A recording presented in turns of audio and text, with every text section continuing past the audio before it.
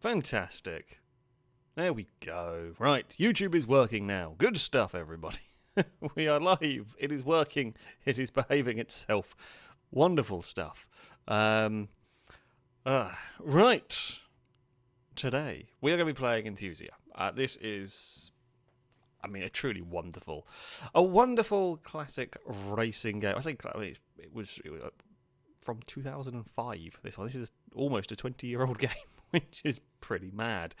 It is a pretty unique game in the way you progress through it, which is always an entertaining one. Of course, I say we have got to pick a car to begin with. I mean, technically speaking, we don't, in as far as we have access to all of these cars from the get-go. It's not just like you get one of these, you can use all of these at any time. But I guess the question is, what do we want to start driving with? The Beat is always a good shout, as is the Cappuccino. The Mini is fun, for sure. Actually, how much is the Mini weigh in comparison? Okay, the Mini's lighter than the K cars, and then the other one's an MGB, because this has got a really interesting car list.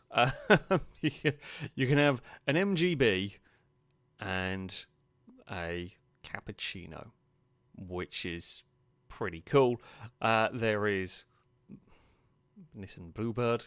Why not? I mean, my personal favourite, though, naturally, if you're going to give me the option, I'm going to be interested in the Cosmo. Now, this, I shall point out here that this is currently being emulated. I'm running this on my PC. I haven't played this on the. I played it earlier to make sure it was all working. When I played this game before, I played it on PS2, so hopefully it'll all behave itself. I'm literally just at the very, very start of the career mode.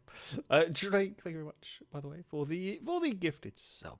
A rolled car salute to you from chat. I am unlikely to be rolling cars in this game, but it's not a complete impossibility. So the way this game works, if you have never seen it before, is essentially we have a series of races that we can pick from. Now the number denotes how difficult it is. I believe the bigger the number, the tougher the race is. If we go into here, so basically, the slower your car is, the more points you are going to get. So if my car is not very fast, but we manage to get a 4th place, you can score a lot more points than if your car is supposed to win and you proceed to win. So ideally you want a car that's kind of either you can outperform your perform its expected performance, and at the end of each race there is like a wheel spin to give you one of the cars you raced against, provided you get into the top 4. And that could be nothing, but it could be, for example, here, you could get an Evo 6 straight from the off. That would be quite good. Now, I spend half of my time here looking for what is the most interesting vehicles to try and win. Now, ideally, you want to race. Personally, I want to race with as many other cars as possible, because you're probably going to get more interesting stuff that you are going up against. So here, we have got a Corsa, I think that's supposed to be a Corsa, a Skyline, a Range Rover Sport, a Europa, and an MX-5. Okay, I mean, all of those are I say all of those. Probably the Europa is the most interesting one of those. And here, okay, we've got a Cube. That's not what you want. Bluebird that we already have. Mazda, there's a Z4. And there is an Evo 3 for good luck. Do we? I'm going to go for let's go for the most ridiculously. Go for the toughest of races. Hope for maybe a third of all. I don't think we're beating the Evo 6. Funnily enough, probably not beating the S-Type, I don't know. Maybe able to beat the Julia. It's those two there that are very, very fast. Now, not only does this have interesting mechanics in terms of unlocking vehicles, the other thing that it does do is encourage you to race cleanly. There are sort of penalty points and all of that kind of thing, so you really don't want to be making mistakes if you can help it. Have we got sound? Okay, we have got sound. Oh, and it also does put the grid in reverse order, which is pretty helpful. Now, against... what is look back? Not that. What is look back? Not that. Not sure. I should probably try and figure that one out. There is a look back. I know there is a look back. Oh, God. Okay, back end got a little bit away from me there. It's fine. It's fine. So, as far as handling characters goes, for the day, this is actually mighty impressive. If you played Gran Turismo 4, for example, it'll feel a little bit familiar, and some of the UI elements makes it feel familiar to Gran Turismo 4, but truth is, it's probably... probably got some of the better handling physics you are going to find on a game of this age. That was very silly of me. We have gone for a big adventure in a place where we didn't need to. Christ, that's a jump. Back end, please. Please behave yourself. Oh, Kate, don't know where I'm going. Ow. Christ, okay, we got very, very loose going over there. I did turn in a little bit too much. The Cosmo is a bit floaty. Not gonna lie. Cosmo, I've got 2 laps and I'm going to get myself, like, disqualified for track limits or whatever. God, the car is very floaty. The weight transfer when it gets going is an interesting one. I should say, when I loaded this up, I did test and do a couple of hot laps. They were with a race car, and well, funnily enough, that felt rather planted in comparison to this. Not sure why the Jag slowed down, but come on, Cosmo, use the speed. It's not enough. Jag's buggered off again. No, bad Jaguar. If you could have an accident or something. Oh, the back end's really lively. The back end is absolutely desperate to overtake the front end through a lot of this. Like, any time I go on the brakes, it really feels like the back end wants to overtake. But it's fine, we'll figure it out. And we look for a way past. Oh, okay, well, I wasn't expecting to be going so slowly there. We've overtaken the Jag. If I don't crash, we might be able to do something dramatic here. Maybe. We will see if that is possible. Okay, now we know, don't turn in too soon. This corner here doesn't quite go where I initially thought it. I do not remember this track at all from when I was playing this game. I didn't play it. It's a fair amount of it, but it was a while ago. Oh, come on, Cosmo. I mean, we've had a pretty good lap here. We have been able to pull away from the S-Type. As long as I don't bin it through these corners, third gear will work. We've not had any more terrible crashes, which is always helpful. Okay. The Evo 6 was not as fast as I thought it was going to be. Oh, hello, Dagon. Speaking of Silas Iron Turner, thank you very much for the resubscription for the 26th month. I hope there was a rollcast salute to you, saying summoning a Distracto Cat. Don't mind me. You did a bloody good job. You did a very good job. Hey, Dagon, what's up? What do you want? To sit on the keyboard? No? So you sit on the desk? Yes, hello. She is just sat on the desk staring at me. Thank you. Thank you, Dagon. What's up? Ignore the terrible amounts of collisions. We didn't do very well. There was a little bit of familiarising ourselves with the handling going on there. That is for sure. What are we going to win? Will we win a mighty fast car? No. I mean, the Skyline is not bad.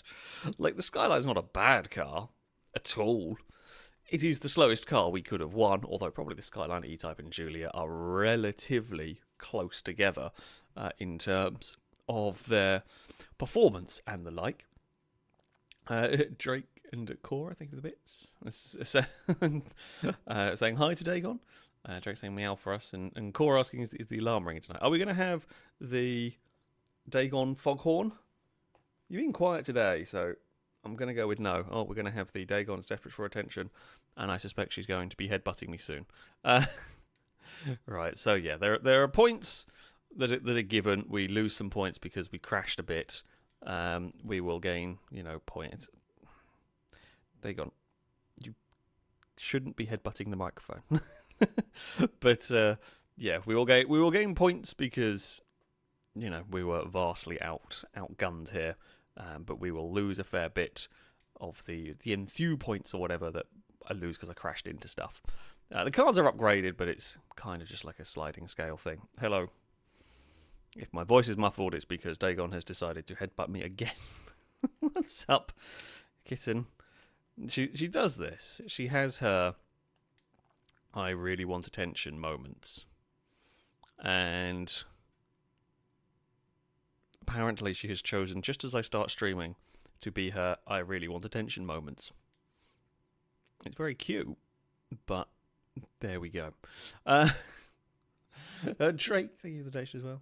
Saying just because we need a cult on the donation bar. Of course, you never know. You never know what other cults might try and turn up at some point. Do we want to go? You know what? I mean, we might as well go and jump into, seeing as we just unlocked it. Or did Lombo said the steamer? I guess this thing here, all-wheel drive, is faster than you think. We might have to go give that a race at some point. I mean, we're going to have a go with the Skyline. I am more excited about the Skyline than a steamer, but we may have to give it a try. We can have it in UN-approved colours. Look at that. That is that is a choice. Hello, Dagon. She's now trying to be a parrot. You cannot... Oh, I forgot it takes like a day to change your car. Or whatever. Forgot about that system. Amazing stuff. All right. Okay, Dagon sat down. Ben Dean, thank you very much for the donation. It's Friday. Mr. FailRace is live and I have a glass of wine. Life is good. That, not a terrible setup. Not a terrible setup right there. So, yeah. Well, this one here we're expected to win. Almost. There's a 2CV involved. There is a Prius, of course. Oh, good lord. There is a 2CV, there is a Prius, there is a Hyundai Coupe, there is a PT Cruiser, and a DB5. What a selection of vehicles.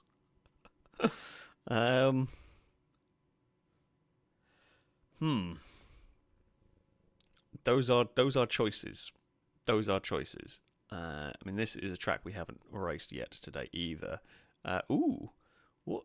We got another Prius, 2 Skylines, a 406, an Accord Type R, and a 180 SX. I mean, that one is quite tempting. And I guess, we did just race around this track, so I'll try not to race them in this. But I am just curious about what cars there might be in some of these. So this one here has got the Bluebird City Turbo, very cool, 106, DB5, and the S60R. The car list on this game is bizarre, but really cool. It is a very odd car list, but it is a very, very cool car list. I mean, I'm going to go over this one just because there is the most points available to us. Possibly not the most exciting of cars to unlock, and I can also almost guarantee, all right, place your bets, oh wonderful folks of chat. Will I get a Prius? I feel like the game is surely going to be keen to give me a Prius. You know it's going to want to do it. We will see. We will hope and pray that we do not Yeah, Prius. In fact, it's the in fact, it looks more like a Suzuki Liana than anything else. Is there going to be a gap? There is a gap, but it is barely Skyline. Oh, the Peugeot is mighty fast. That's not normally said. But there we go. Oh, the Skyline to the inside. We're going to squeeze our way around the outside of that one and make it work. That's good. Oh, no, other Skyline. Don't you bloody dare. Don't you do it. Oh, on a really awkward tight line through there. That's fine. That's fine. I will say, so I have got this. So I've got this set up on a controller. I have got the triggers from throttle, but it has got some progression on it. However, the dead zone for the throttle is immense. There's not a huge amount of balance in this. Whoa. Yeah. Whoa. God. So, like the difference between I'm on about half trigger movement, and that's half throttle, and then I'm at like 55% trigger movement and it's full throttle. It's a little bit bizarre. I'm not quite sure why that's happening, but apparently it is. Oh, no. Ugh. We're having a wobbly moment. Also, the AI is immensely fast with the Skyline. The AI on this game are not the best in general. And they are immensely fast with that vehicle. We are a little bit stuck behind the Peugeot through here. Not going to be... Oh, not Peugeot, sorry, that's the Accord. Not going to be close enough to have a look through this one. Now, try not to get oversteer on the exit if we can help it. There we go, that's better. Still not figured out what the back is yet. Oh, I thought I had another lap. Did not have another lap. The 180SX did not have a good time. Yeah, God, the other Skyline was monstrously quick. Couldn't match that. The Accord would end up second ahead of us. The 406 would get fourth, miles back. The Prius had a bad day. Honestly, not as many points as it could have been. Lots of collisions. Shh, we won't say that. There is a strong possibility of me acquiring a Prius here. I mean, I might acquire nothing.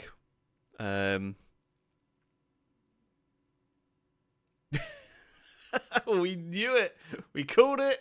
We 100% knew the 20% chance we would get a Prius. It would be the Prius. Of course.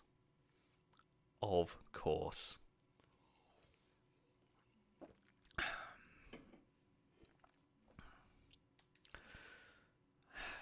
Bloody hell. And I mean, this is really early one. This is like the very first one. It does look a lot like the Suzuki Liana. Oh, amazing.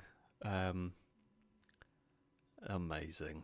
I mean, we got some alright points, at least, from it. Still got 49 points. Yeah, but could have been better. Sorry, I got 17 points. Bit disappointing.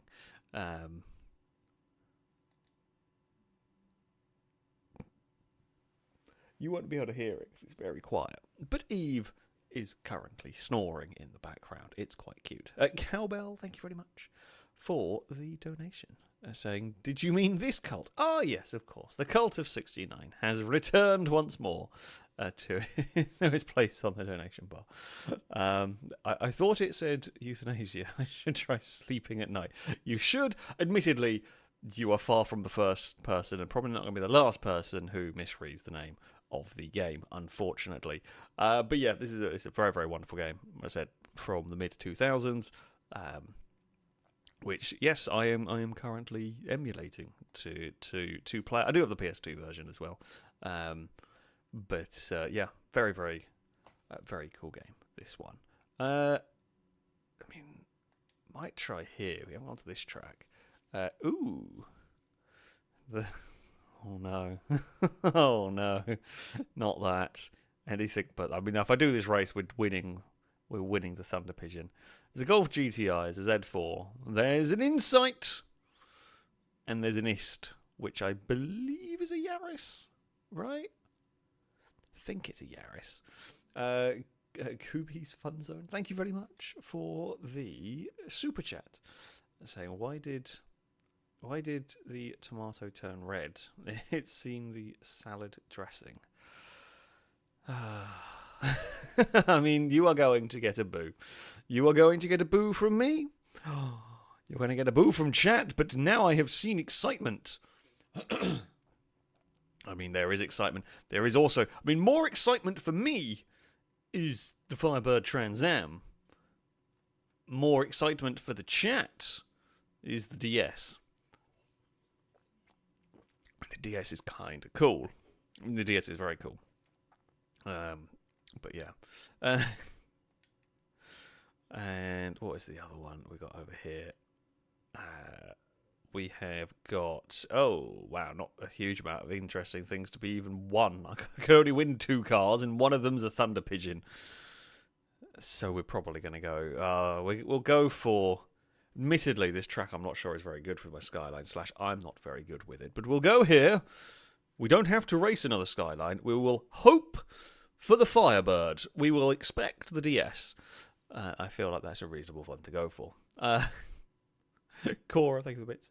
So hippos can smell like rotting eggs. Explanation, hippos are known to be very gaseous. They also have dung middens, which are areas where they leave their dung. Hippos use their sense of smell to navigate and find other hippos in the area. Well, there we go. Did not know that. Did not know that.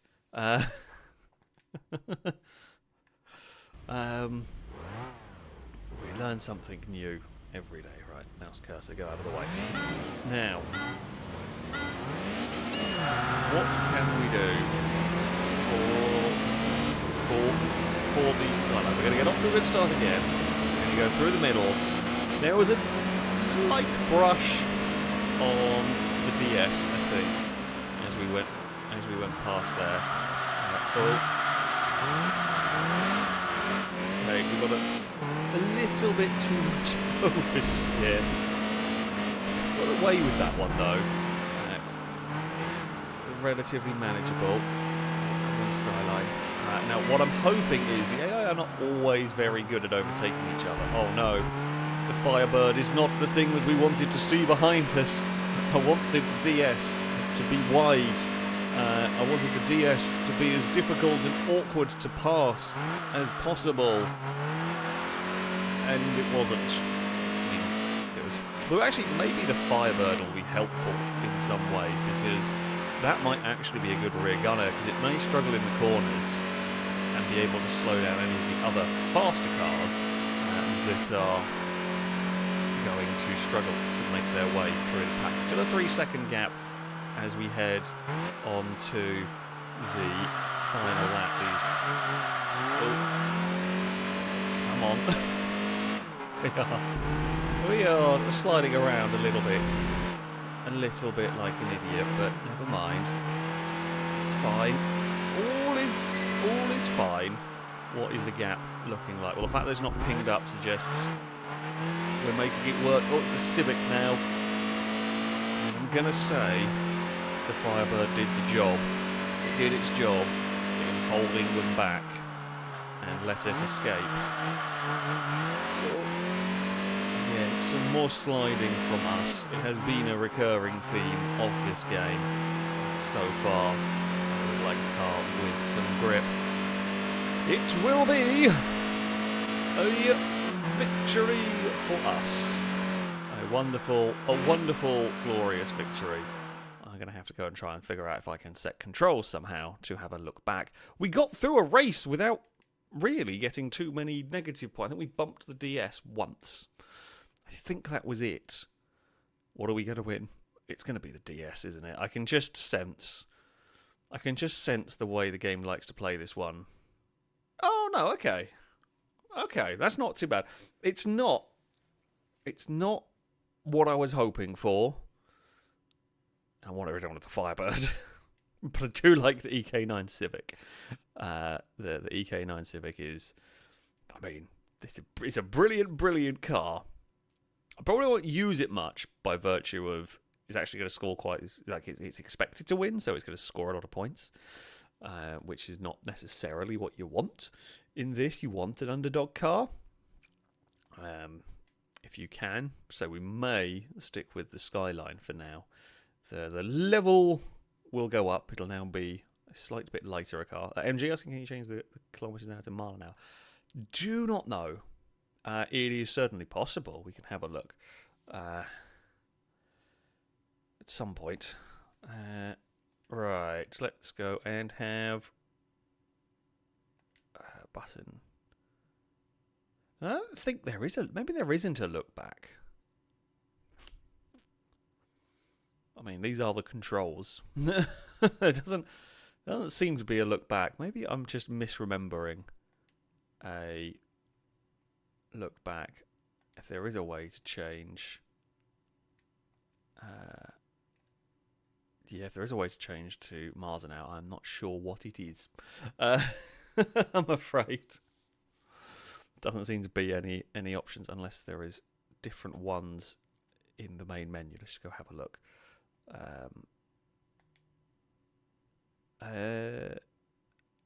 Maybe no, that's that. No, I don't think there is. I don't think there is. I think we are stuck. So there we go. Pinged Vessel, thank you very much for the super chat. Saying I just wanted to boo Goopy's awful joke. Fair enough. I mean, I appreciate the dedication to making sure you had your boo noted. I do appreciate the dedication right there. Right. To a race. We have got new stuff unlocked. Now, of course, we can go back to the novice events. These are now slightly tougher events. Where do we... I mean, I want to go to Tsukuba because I know this track. What are we up against here? Ooh, okay. A City Turbo, because it's cool. Ooh, and first gen, an early gen Galant, that's cool. A Demio, less cool. Firebird, cool. And a Saab, very cool. Well, probably that's very cool and that's cool. Let's not get ahead of ourselves, but it's good to see Saab in a game. It is one of the few games, actually, where you will come across and actually see a Saab. They're not in many games.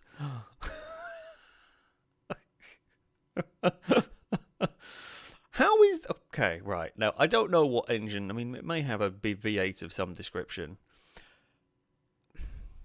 How is a van expected to be faster than an A110?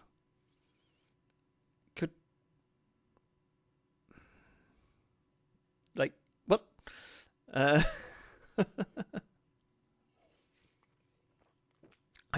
don't understand. I don't understand how that works. I mean, so I don't even know what that is. I mean, this is a weird race, and I kind of want to do it. I kind of want to do it. I kind of want to win the A110 or the Astro, just for the fun. Because it would be funny to have the van. I mean, it may have an LS, it may have a big V8, but against... it's still a van against an A110 that would have been, incredibly good handling. Was a very successful rally car. Actually, how successful, was a well-regarded rally car and all of that. I can't imagine, unless you were doing a drag race, in which case maybe the Astro would be expected to win. I can't imagine that when you start involving corners. The AI is immensely fast with this car. Ooh, texture's going funny here. Don't know why that is.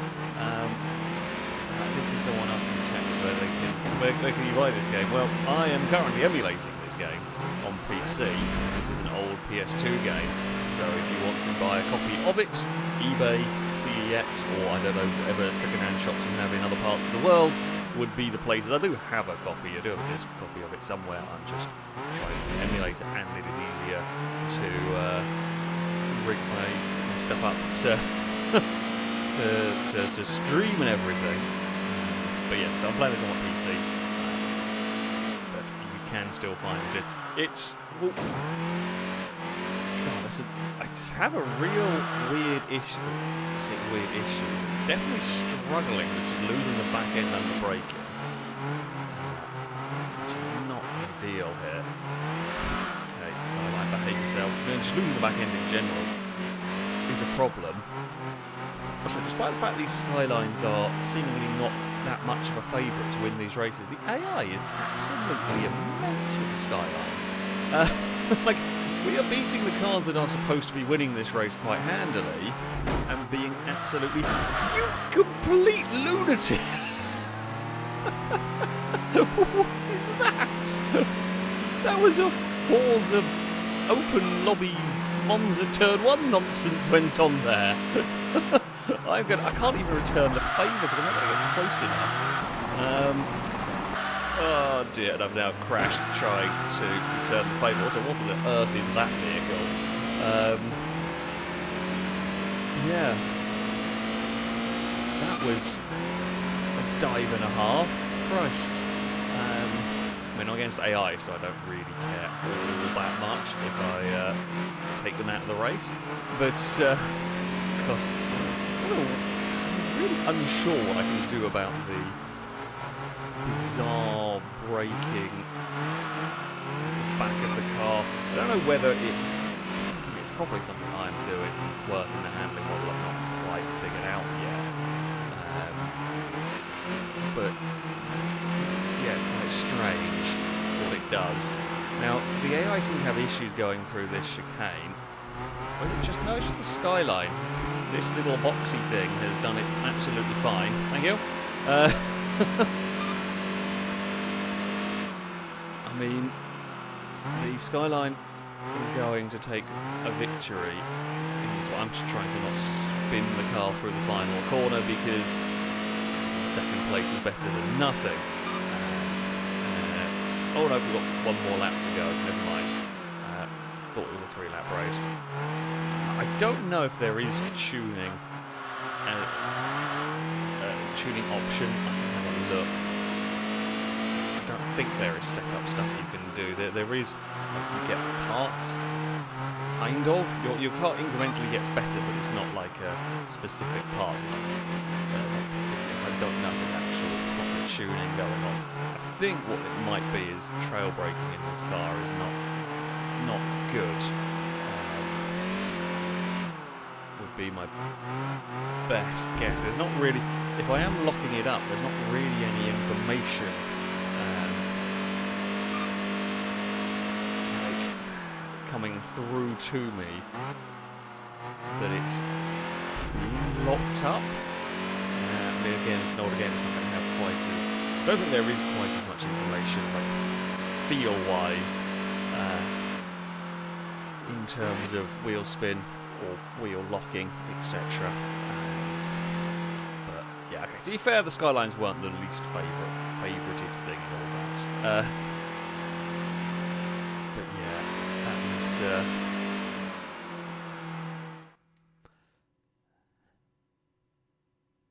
That was an event.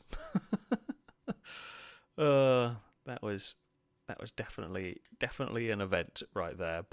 Come on, let's see if we can win something exciting. I suspect we're winning the Moblio, but oh. Like, any of those cars would have been entertaining in that I wanted the Alpine, the Astro would have been fun, the Moblio is weird, and the DS is cool. But no, instead what you've done, game, is you've decided no fun allowed. Ugh. absolute arsehole game. I mean, we got a level up. We did not. We lost a bunch of Enthusia points, although a lot of them were crashed into. Right. Yes, better tyres. Do 100% need those. Drake, thank you for the bits. I was saying we found it. We found the AI driver that drives like a plank. I mean, it was impressively bad right there from the AI. It was genuinely an impressively bad moment from the AI there. No, I don't think there is. Ooh. I completely take it back. There is tuning. Though none of it to do with the brakes. God damn it. Yeah. I mean, again, bear in mind how old this game is. This is a relatively, advanced kind of setup for the game, for this style. But yeah, have not got anything we can do braking wise. Honestly, I think it's more to do with me trail braking into corners. I think that's what's getting me in trouble on the most part.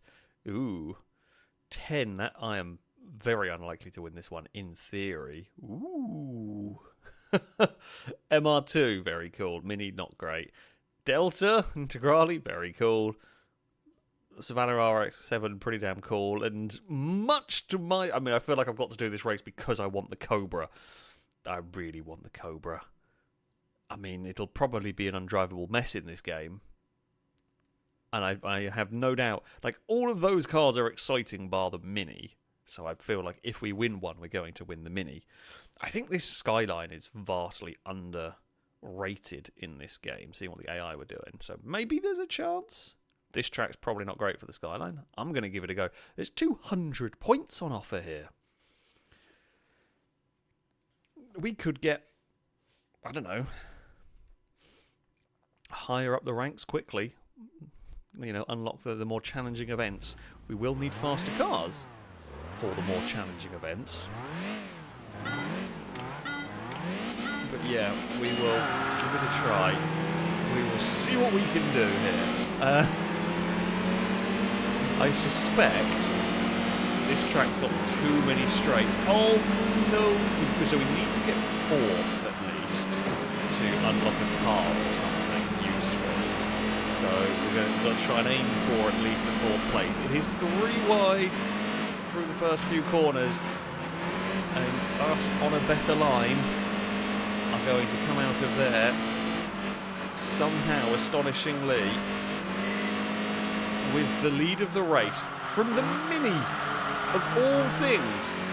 The Mini is what I would absolutely love to be able to look back and see what is going on as to quite how, of everything that went on there between the MR2. Oh, Mini. Behave. Oh, God. Got a wobbly skyline. Wobbly skyline has occurred there. Now, that will do just about well enough. This is definitely easier to drive now we have got the RX-7. Is the car behind me? I'm not going to say I haven't had a look just yet, because it's a little bit further back. That's fine. Come on, Skyline. Easily does it around here. We know the AI occasionally. We saw it with the S-Type down there that breaks through that section. So we may be able to pull a little bit of a gap. Can't look back. Oh God. Can I annoy an RX-7?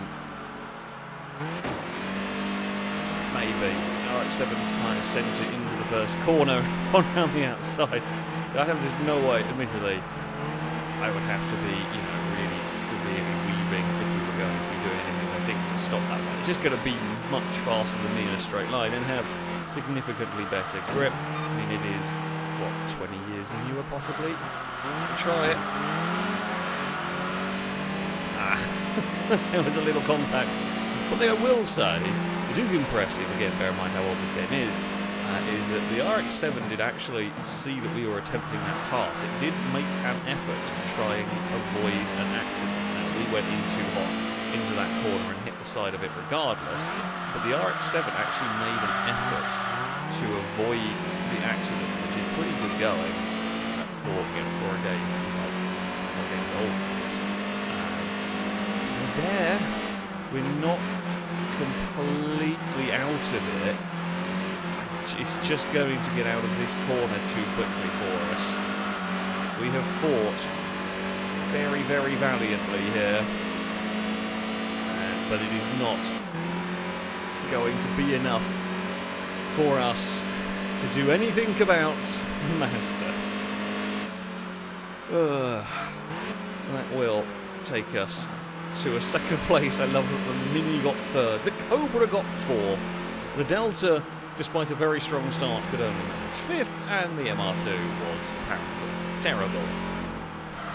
I mean, the Delta would be great. The Delta would be absolutely great. I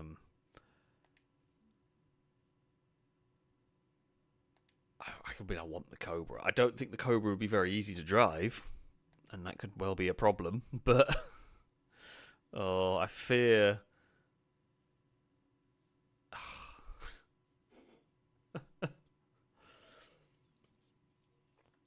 It's like it knows.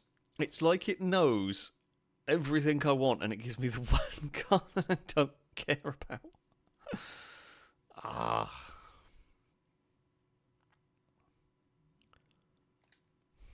I mean, the Mini was quick.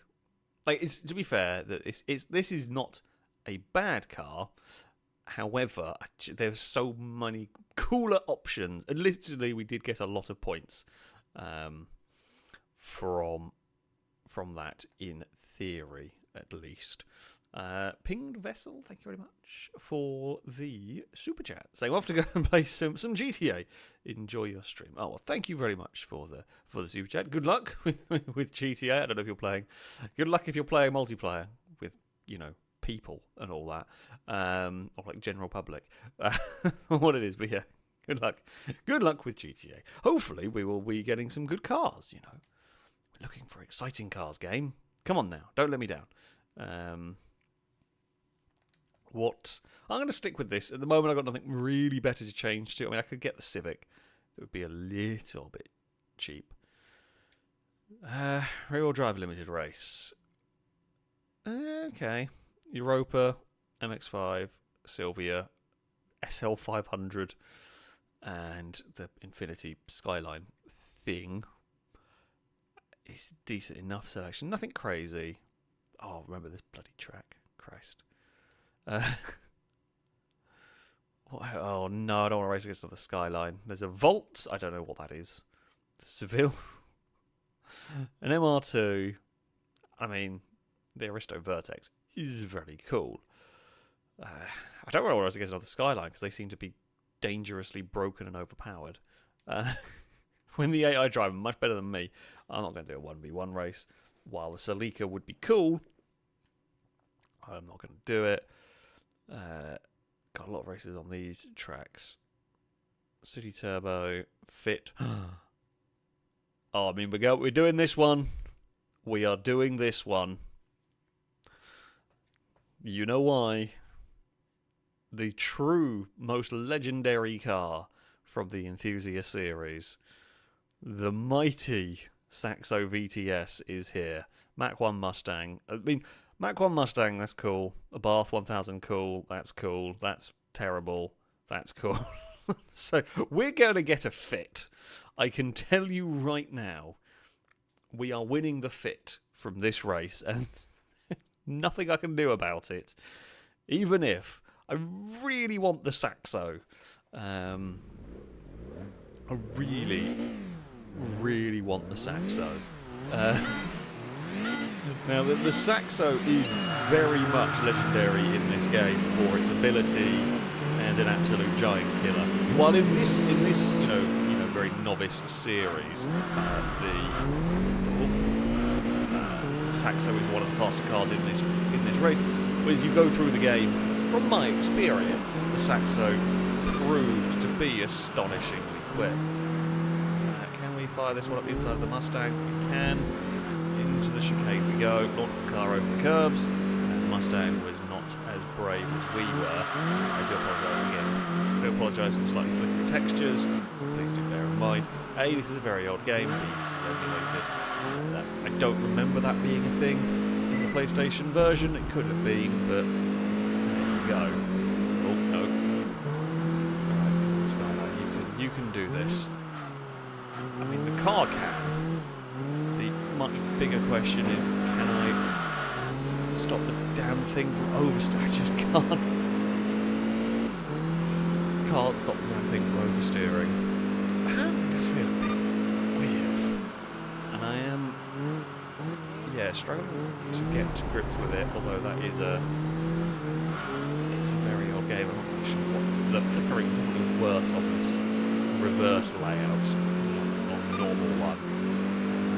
Now, the one advantage I do have, one big advantage I do have is I can actually be brave through the much braver through the chicane than the AI cars. They simply will not attack that with anywhere near as much gusto as we can. Unfortunately, everywhere else we are sliding around a lot. That doesn't look like a 2-second gap, but you know, far be it from me to correct the AI's timekeeping. Now, it's got so much more power on the acceleration. Again, though, I'm not expected to win this race. The Skyline here, if we get second place, we still score a lot of points. The reason why I'm still using the Skyline, I have that Civic Type R that would technically be a faster car. If I use that, the Civic winning this race would not give me as many points for progression as coming second in the Skyline. It's all about kind of using improbable cars. Oh, I'm close. Like, my lap time is about the same as the Mustangs, and I make up all my time absolutely launching the Skyline across the curbs there. And then we lose time sliding about everywhere in the lap as I'm trying my very my very best to catch, but it's not going to do anything. Honestly, it should probably just chill and not crash on the final corner, except that second place is as good as it's going to get for me. Yeah. If I hadn't got big oversteer, maybe I could have stayed ahead of the Mustang. Would have been tough. Would have been tough. I love how the Fit has beaten the Saxo. I did, say how great the Saxo was, and it's not finished and not beaten on the Fit. In fact, I think the Saxo may have got stuck somewhere. It's just DNF'd out of this one. Right. Let's see what we're going to win. Come on. Come on. Please give me a Saxo. Please give me a Saxo. Don't think it's going to be a Saxo. Ah, you asshole game. I mean, I'd have rather Honda Fit than no car at all. I do. For those of you with very, very long memories, I don't know if anyone here would have been watching. There was a stream I did on this game a long, long time ago where I think in the entire 3-hour stream I won about 3 cars. The game just outright refused to give me a vehicle. It happens sometimes. Unfortunately, that is the case. God damn it. I mean, we got 64 points, which is still pretty solid in the grand scheme of things. We didn't crash too often during the race, so the Enthusia points can go back up. Maybe we'll stick. We'll stick with the Skyline for now. Cora, thank you very much. Saying, does Alan Railface have an opinion on Motortown? It's 20% off on Steam. I mean, I don't know if they do. As far as I am concerned, I've never played it. I've heard things about it. I've heard that it's pretty good, but that is all I know. I have not played it. I don't know anything about it. I might be tempted to go and have a look at it. Oh, this is an interesting group of cars. An L Grand and a 106. Yeah, that might be a fun race. Yeah, with 20% off, it's probably worth it. Yeah, I have heard positive things about it, but I genuinely know nothing about it myself. So, yeah. You know, if it's on sale, not necessarily a bad idea. What's it, Sakuba? Because I do like going here. Drake, thank you for the donation. Saying, well, time to renew the Cult Wars, methinks. Well, the Cult of 1p is back on the donation bar for now. Also, when did you get your Audi to sprout feet? It's not going to go on a rampage and then an atomically mutated cats to stop it becoming a killer car. It's yes, a Monty Python reference here. I mean, that's what the expensive repair wheels were. No, it's got big tires and it goes through them a little bit. So yeah, it's needing those, the big bloody things as well. Because what is it? I think it's 265s all round or 275s or something like that. Massive bloody tires on it. You know, go with the rest of the silly things with the car. I think I'm gonna have to go for this race. I think I'm gonna go for this race by simple virtue of that would be fun. That would be silly and fun. That's a Saab. It's cool. Alfa Romeos are just generally quite cool. So, yeah, I think we'll go with this race. Again, there's plenty of points on offer. If we can make this work, we start on pole, being the least, the lowest rated car. If I can stay out in front and not make any silly mistakes, that'd be really good. I've got to try and hold on for 3 laps. I'm not going to tell the game what car I want most from the selection. Okay, we're going to see if that tricks it into. And now, well, I want a car. I guess that would trick it into just deciding to give me nothing again. But yeah, there's an L Grand looking for an overtake. It's a strange sentence. It's a very strange sentence, right there. The L Grand had a look, could not pull that one off. This actually, I think the upgrades are starting to do things like noticeable changes in the handling characteristics. This actually feels much more planted than it has been. That might just be on a different track, and I can still excite it a bit, but it definitely feels better. Oh, come on now. There we go. That's fine. Probably the biggest vulnerability I have is straight line speed down into the first corner. The Alfa Romeo is close behind us as we barrel down towards turn 1. Oh, it's a different Alfa Romeo than the one I was expecting. It's the 147 or 6 or whichever numbers they are. I don't remember. It's having a look rather than the GT. However, we have fended off from that one. Also, weirdly, I've only driven this track in reverse so far. I've actually driven it what I believe is the correct way, but never mind. Let's not think too much about that one. We are not in a safe position into the first corner. That Alfa Romeo is much too close, especially if I'm doing nonsense like that. Oh, I mean, for a game that does want to encourage, clean driving from the player, it certainly doesn't have a problem throwing its cars at you whenever it wants. That was straight in the door for the Alfa Romeo there. Stop moving around on the brakes. Second gear through here. I can't quite match that car. Full pace. Maybe not the biggest surprise. It is supposed to be significantly faster than I am. Would be nice if I could find a way back past it, because 140 points or something, which would be very helpful. Not going to be close enough to dive bomb here, I don't think. It would be a monster dive I mean, considering the amount of times we've got the car crossed up through this corner, let's just be sensible. Let's just be sensible. Oh, there's that little bit of oversteer. We pulled away from the, I presume, the GT. It'll be another second place. It'll be another second place. Yeah, we fended off from the GT, the 147. We got away just about at the front. We were quick in places.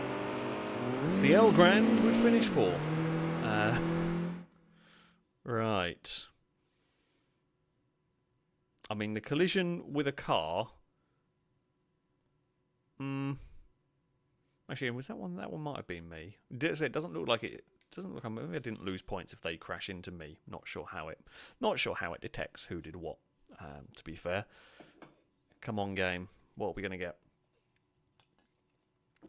It looks like we might get a car. Hey, we got a car. I said that. I was actually thinking we were getting one of the alphas with the speed that was slowing down, but we did not. We got a 106. It's close. 106 S16 is close to a Saxo. I mean, it'd probably do the job. It would probably do the job. I mean, it is still fairly cool. It's cool to have it in the game, that is for sure. That is for sure. Okay. We will level up the Skyline. Yep, get it some better tyres. That's good stuff. But we will now swap our vehicles. We are going to... we are now within 800. We can now join some new events. That's kind of cool. Okay. Let's change our vehicle. So that has been mighty impressive for us. We've got Civic Type R, so that's a C-Class car, which is, pretty fast. Where has it put me... Why is it all the way over here? I don't quite know why that's there. So the big plus point for the Peugeot, of course, is it's very light. 960 kilos is light. So we are going to... Oh, look at that. Yes. We need it in the brightest and silliest of colours. Only the very best. I mean, orange would be better, but it'll do. Right, Saxo. Not Saxo. Peugeot. What can you... I mean, maybe we can get a Saxo using... God, this is quite a long race. 3 laps around here is immense. Jesus. we are racing a Saxo there. There is also the Wing Road. There's an XJR Supercharged, a TVR Cerberus, and an XKR. Ooh, is my thoughts on that one. Some fun stuff to potentially win there. Ooh, Tsukuba has got, well, some interesting stuff. Alfa Romeo SZ 147 and a 350Z. There's a 2000 GT as well, which is cool. I mean, that's an interesting option. Don't really want to do this circuit. I mean, we're going to end up doing it at some point, but yeah. Saxo, Odyssey, Absolute, Accord, Golf, and a Civic. Not bloody hell, that's an immensely long race. 5 laps around. Nope. One make race. I mean, that's cool and everything, but I don't know why. Oh, unlocked Civic Type R. Well, I've already got that. So I'm not sure why I'd want to bother with that race particularly. Oh, this track's fun. 1600cc limited. Although we are quite likely to be winning it. There are some fun cars in it, but we wouldn't get very many. I guess we still get 140 points if we won, which is pretty good. Might just go Tsukuba.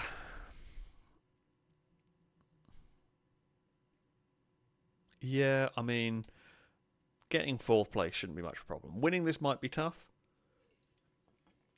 The 350Z is going to be absolutely monumental, I would expect, in terms of pace. But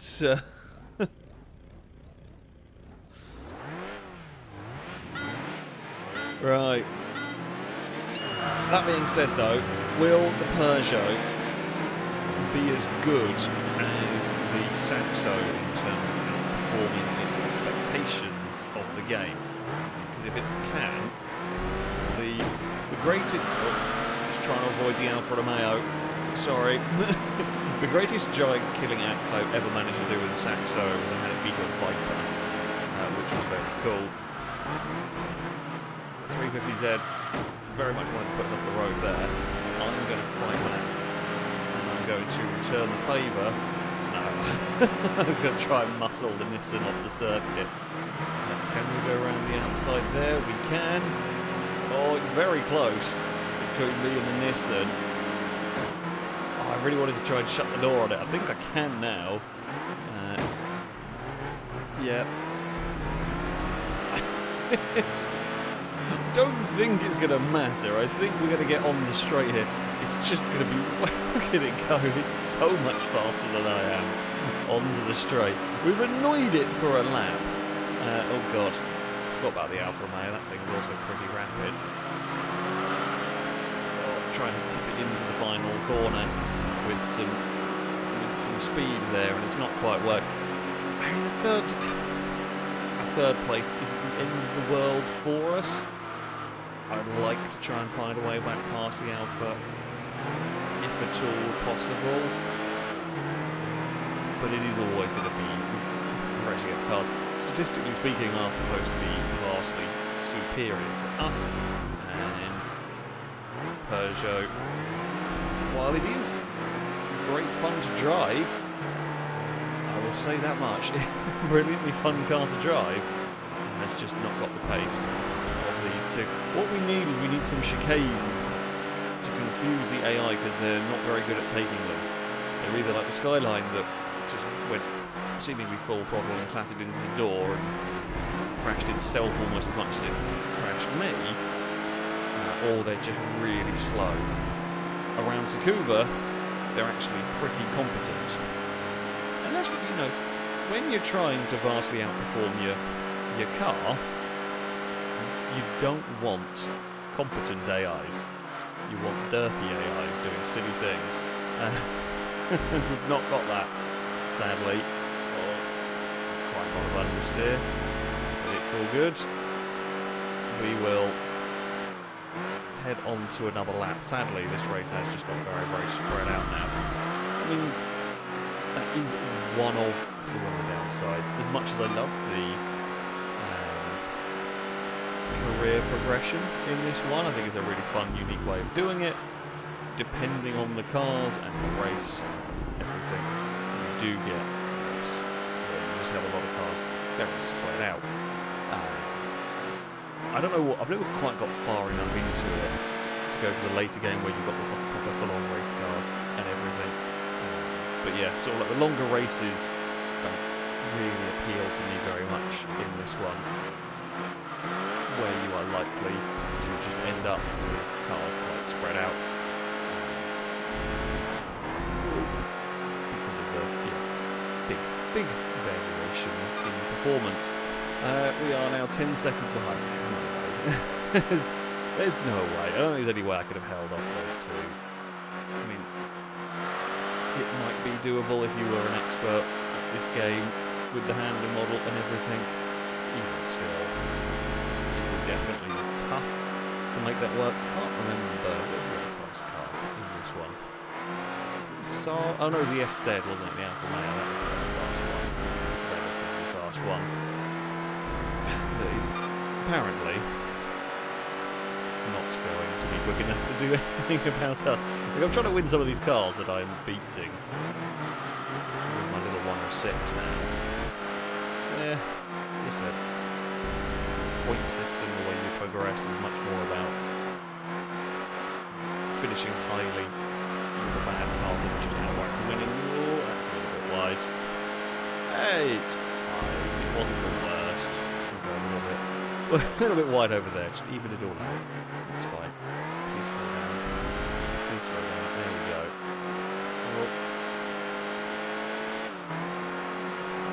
No major problems. Front wheel drive may be a little easier in this game, actually, from what we've been seeing with that Skyline. So maybe that's why I got on so well with the Saxo. I reckon the front wheel drive is actually a little easier because you get less of the over. I mean, you get different problems, but you do get less of the sudden oversteer.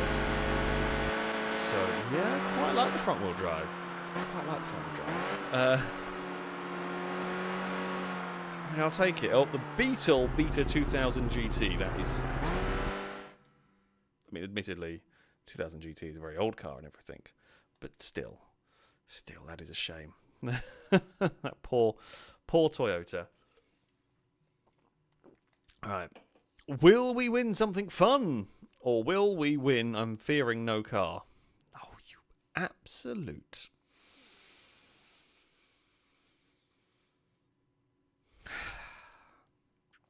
For God's sake. Couldn't even give me a 2000 GT. Nope. Just so uncalled for.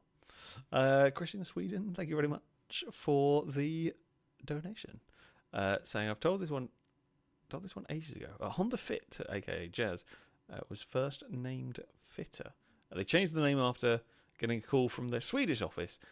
Fitter is our most common bad word for female genitalia. Oh yeah, that's not what you. It's not what you'd want. That's not what you'd want to be calling your car in Sweden. Yeah, not ideal. Not ideal at all there. A little bit like the Ford Pinto or whatever it was, wasn't it? But yeah.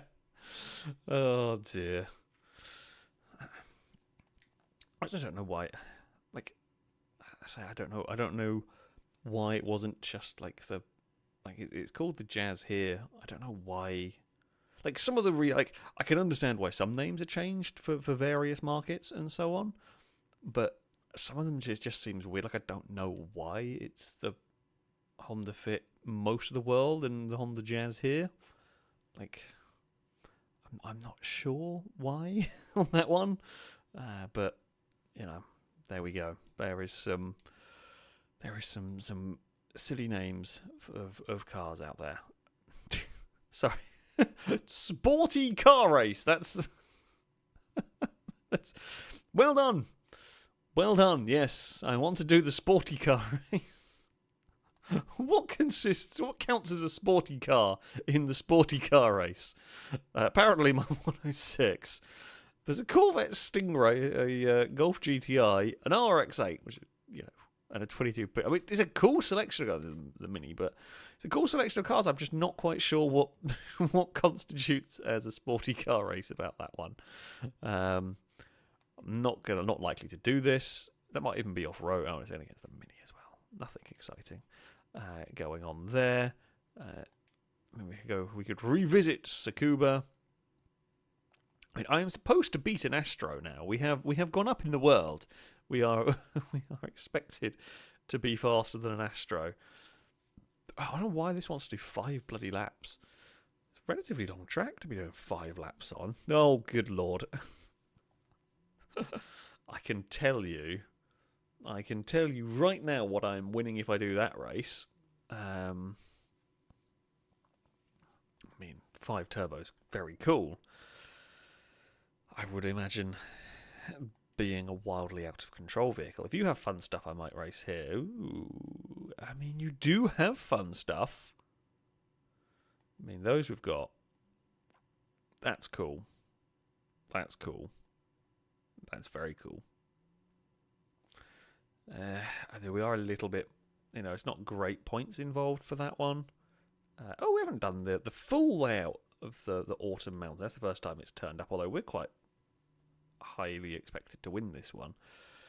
MR2, Treno, Europa, Alpi, Elan. I mean, it's a cool selection of cars.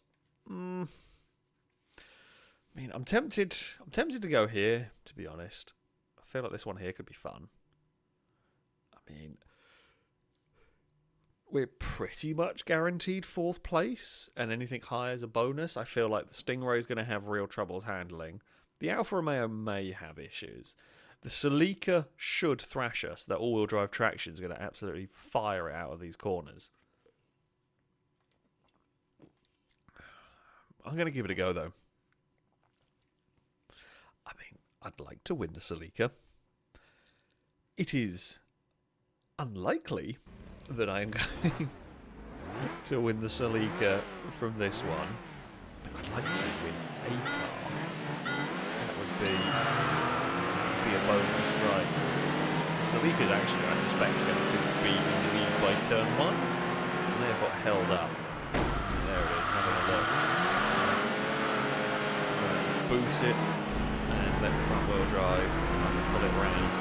Yeah, we knew the Celica was going to be close. Oh, okay. The first one I did chop the nose off a little bit. That one there was ambitious, to say the least. That's quite fast. I was contemplating going around the outside, but I don't know where this track is going, so there is a little bit of I am figuring out where we are going currently before I can really have a dive. Oh, Alfa Romeo, stay back. Stay back. I don't really done with points for second here.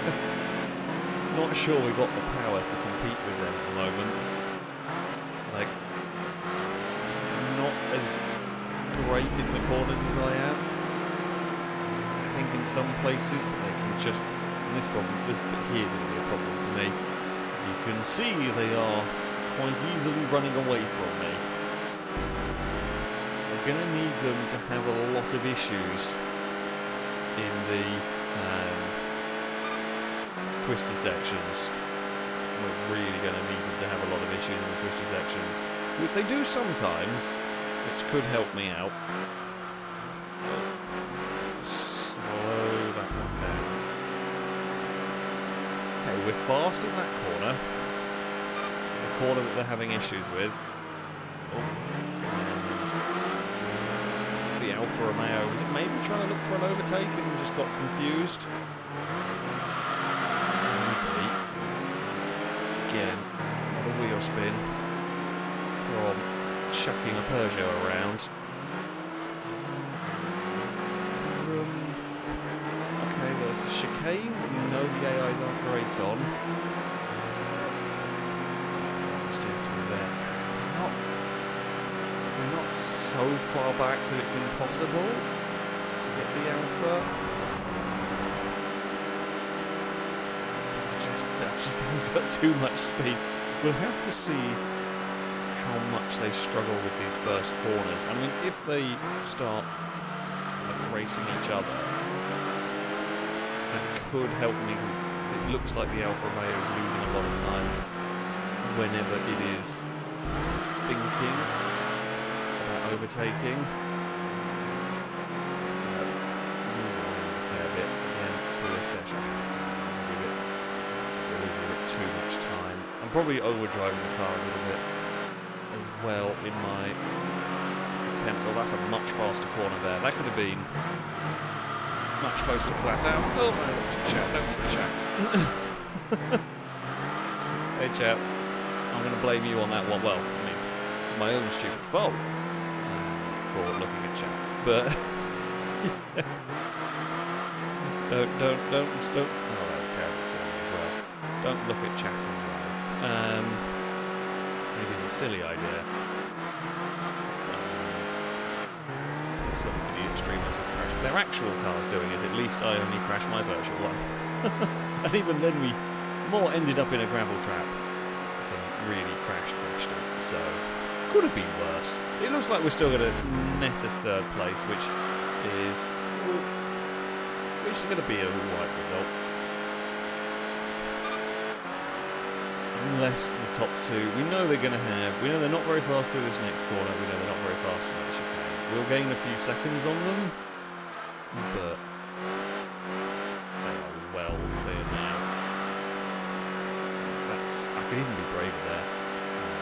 I could even be much braver there, I reckon. And that was too bad. Oh, he's stuck everywhere. I can't really that top two. The car behind, this one with the Stingray in it. Whatever is the car behind, I presume,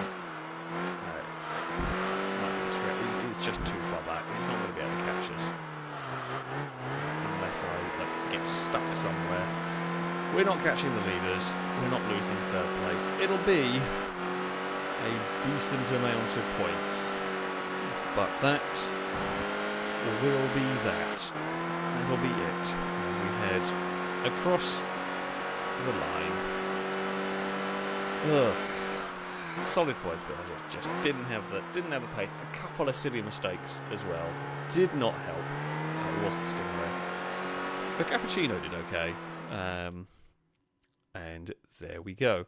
If I am super quiet compared to the game, I can turn the game down. Actually, I think I think it was more possibly. I don't know why that's got turned up.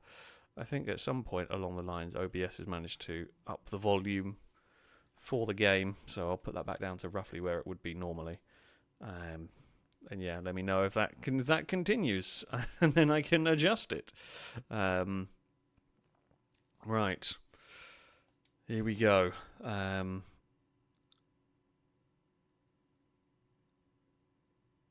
mean, I'm happy. I'm happy to have won the Corvette. I don't know if it's going to be a crazy amount of use, but it is a very cool car to have unlocked. I bet it's a real handful to drive. Well, there we go. Look at that. What a machine. I suspect a lot of oversteer will be had with that, but that is very cool. Okay, fantastic. We'll get some tuning level up for that. That's cool. Hopefully we will start, improving the speed of our Peugeot. It's better tyres, pretty good. Harold, thank you very much for the super chat. So if you win the smart car, it is actually fast when maxed out, even in RS. I've won a lot of rally and snow races with that thing. Love your channel, by the way. Oh, well, thank you very much indeed. I'm glad you are enjoying the channel, enjoying the content, and I mean, if I win a smart car, honestly, you never know what you get going on here. I will definitely have to see what I can do. I will have to see what I can do. Yeah, the thought of having the super fast. I mean, that is the joy of this, is that you can get some vehicles doing really unusual, unexpected things, which is always cool. Oh, the PT Crew. I feel that's in our future somewhere. I mean, this is a interesting enough section of vehicles. I still love it. It's just called Sporty Car Match. This is a different one. This is Sporty Car Match as opposed to Sporty Car Race. Sorry, I do digress. Do we ever want to go here? Not really, but we might at some point have to. Ooh. I mean, there's also an A8, which is kind of cool. Not an S8, just an A8. There's an Enthusia 037.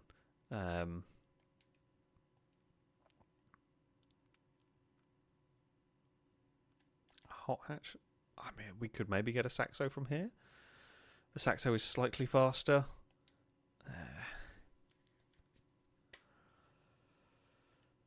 We just did that challenge. What have we got going on over here? Anything fun? We are likely to be winning these, in theory. Mystic Challenge. What the bloody hell is a Mystic Challenge mean? It's just me versus Excelsior in a cave. I think that's off-road as well. We haven't gone around here yet, I don't think. I don't think we've done this race. Not that there's a huge amount of points on offer. There isn't a Spree and a Forester. I love the grids that come up. I can't think of many games that will have you racing in a Spree against a Forester. That Lancia is going to absolutely smash us around there. There's an Aventine. There is an Aventine. There's an Insight as well. There is always the possibility of an Aventine. None of these races are really giving us that many points, if I'm honest. I mean, I feel like this might actually not be a bad shout, because third place is still going to net us a good amount of points. Even 4th place isn't too bad. I think we're going to struggle to score a huge amount of places. We'll try. Of course, one of the streams on this, you got 3 or 4 PT Cruisers. No, I would agree with Caleb. I would presume that was on Gran Turismo 4. You cannot win multiples of the same car. On this one, once you've got a car, you cannot win it from the draw. Yeah, the randomised Gran Turismo 4 is probably more likely. I think I did win a lot of PT Cruisers on that, which was just very uncalled for. You know, it was good fun. That I might have to go back to randomised GT4 at some point. Now I've got the emulator going again, because that was, of course, on the emulator. That was good fun. For those of you that see it fair while ago, basically all the prize cars for all the championships in Gran Turismo 4 were completely randomised. So you never knew what you were going to get. You could get the Formula 1 car from your first event, or you could get complete garbage. It was quite entertaining, and yeah, I got a lot of PT Cruisers. Because the game decided that's what I needed more in my life. Oh, okay, I thought that was a curb, admittedly, that I could drive over. The answer is no. That bit there you can, but... you know, that is something to bear in mind. Right. Oh, okay. We have the lead of the race coming up towards the end of the first lap. I always forget to brake for that corner. I always think I can brake a lot later in that one than I actually can. It really wants to let go a bit through there, but that's fine. That's fine. We got a second lead back to the Integra. Now that's going to be faster than us down the straight. I'm hoping. I say I'm hoping we can be better in the corners. I'm hoping we can simply be a bit braver in the corners than the AI. We're going to have to be a fair bit braver, because the Integra should be faster than a 106 at the end of the day. It's all good. We've got a bit dicey over there. I'm revving the absolute crap out of this poor engine. Oh, turned in too soon. Through there. Not got that section right at all. We are going to be under threat soon. Okay, we're in the tunnel. Done exactly the same thing again. The only plus point is... Oh, not seeing the plus points now. About to say, the plus point was we were just launching the car about. We were still making lap time. I then proceeded to throw away the lap time I had made. The chicane is where we can... The chicane is where we are making, hopefully, enough to keep that Integra behind. Come on. That'll do. That'll work. Ugh, we're clinging on. It's noise your fans saying yes. The 106 are making a lot of noise and not a lot of movement is about right. There is a lot of noise going on with this car. I mean, it's certainly not slow, but yeah, by no means the fastest thing in the world. I'm hoping, do let me know, chat, if the volume is better. Hopefully that has fixed it. I put it back to its normal level, so hopefully, although I haven't streamed an emulated game ever, so yeah, it might not be quite set right. You'll have to let me know if that is the case.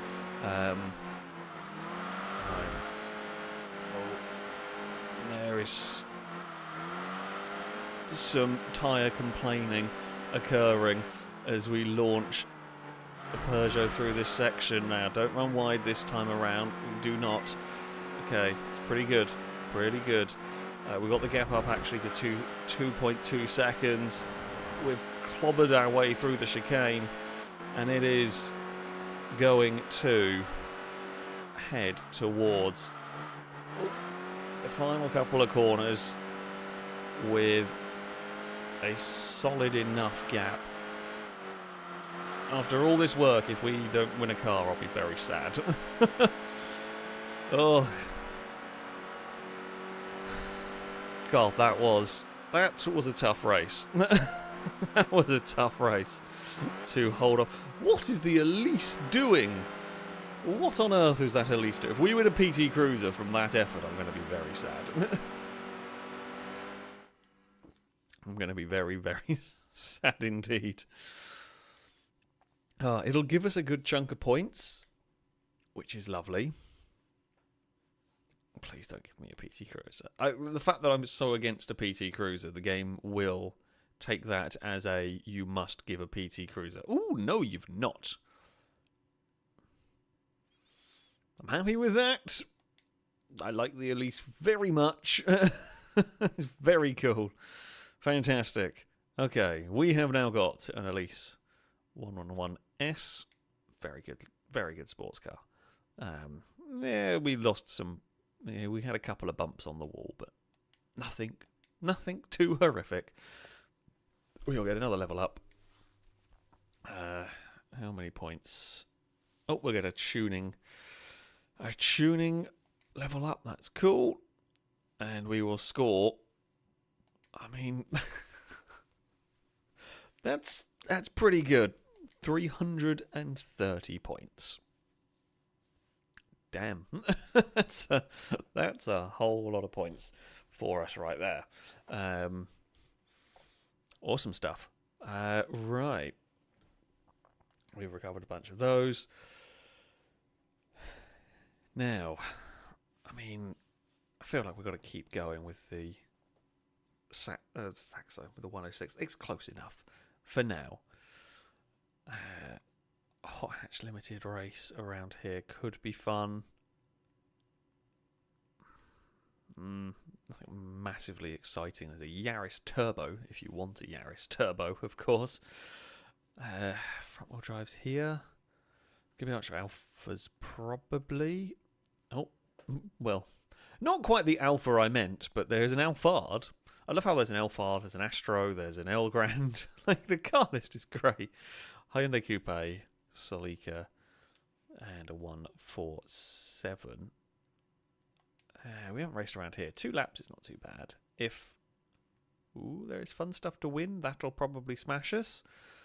But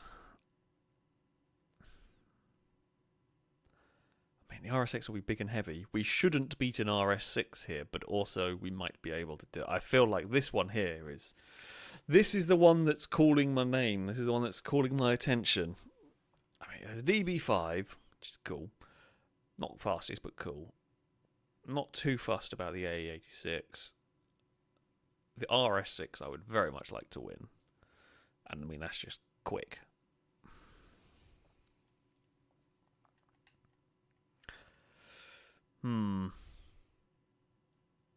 Let's try it. Oh, let's give it a go. Let's see. And it's on a different track, which is, you know, always worth a go. The thing I've got to try and do is hope. Maybe I'll try right. I don't really like the bumper view, but I do want a rear view mirror, or the rear view mirror's visibility is garbage.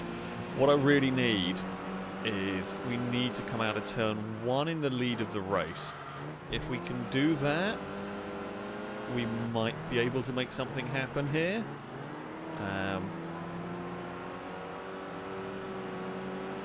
Because this is quite a technical circuit, although it is quite wide in places. The RS6 is up to second. Now my hope is the RS6 might be a handful in the confines of this track and make it difficult for the 350Z to work its way through, because I would expect the 350Z to be quick. But yeah, we will have to wait and see how that all pans out. It's this sort of section here that I'm doomed if we aren't careful. So we have got a big gap over the 350Z. I'm going to guess that lost time battling with the Audi in the twisty stuff. It's only a 2-lap race. These long straights, well, they're not the very longest straights. They look longer on the map than they actually are. I forgot about how fiddly this corner was. I've actually made time, astonishingly. Not 100% sure how I've managed that, but apparently we have. I think like the confines of this circuit are working in our favour. Probably going to lose a little bit. That was a scruffy section from me, yeah. And we're closed in a touch. Right. This does feel very PGR4-ish, this circuit. Which is kind of cool. I mean, I know it's like set in London, which is, yeah, giving me the very PGR4 vibes for the track. It's not been a good end to the lap, but I think that was more down to my driving than anything else. If we can again make good time through this first part of the lap, and then if we lose time later on, it's not so bad. Like if we're quick through here, which we so far have been, and then lose a couple of seconds later on in the lap, as long as the gap's big enough here, then I can live with it.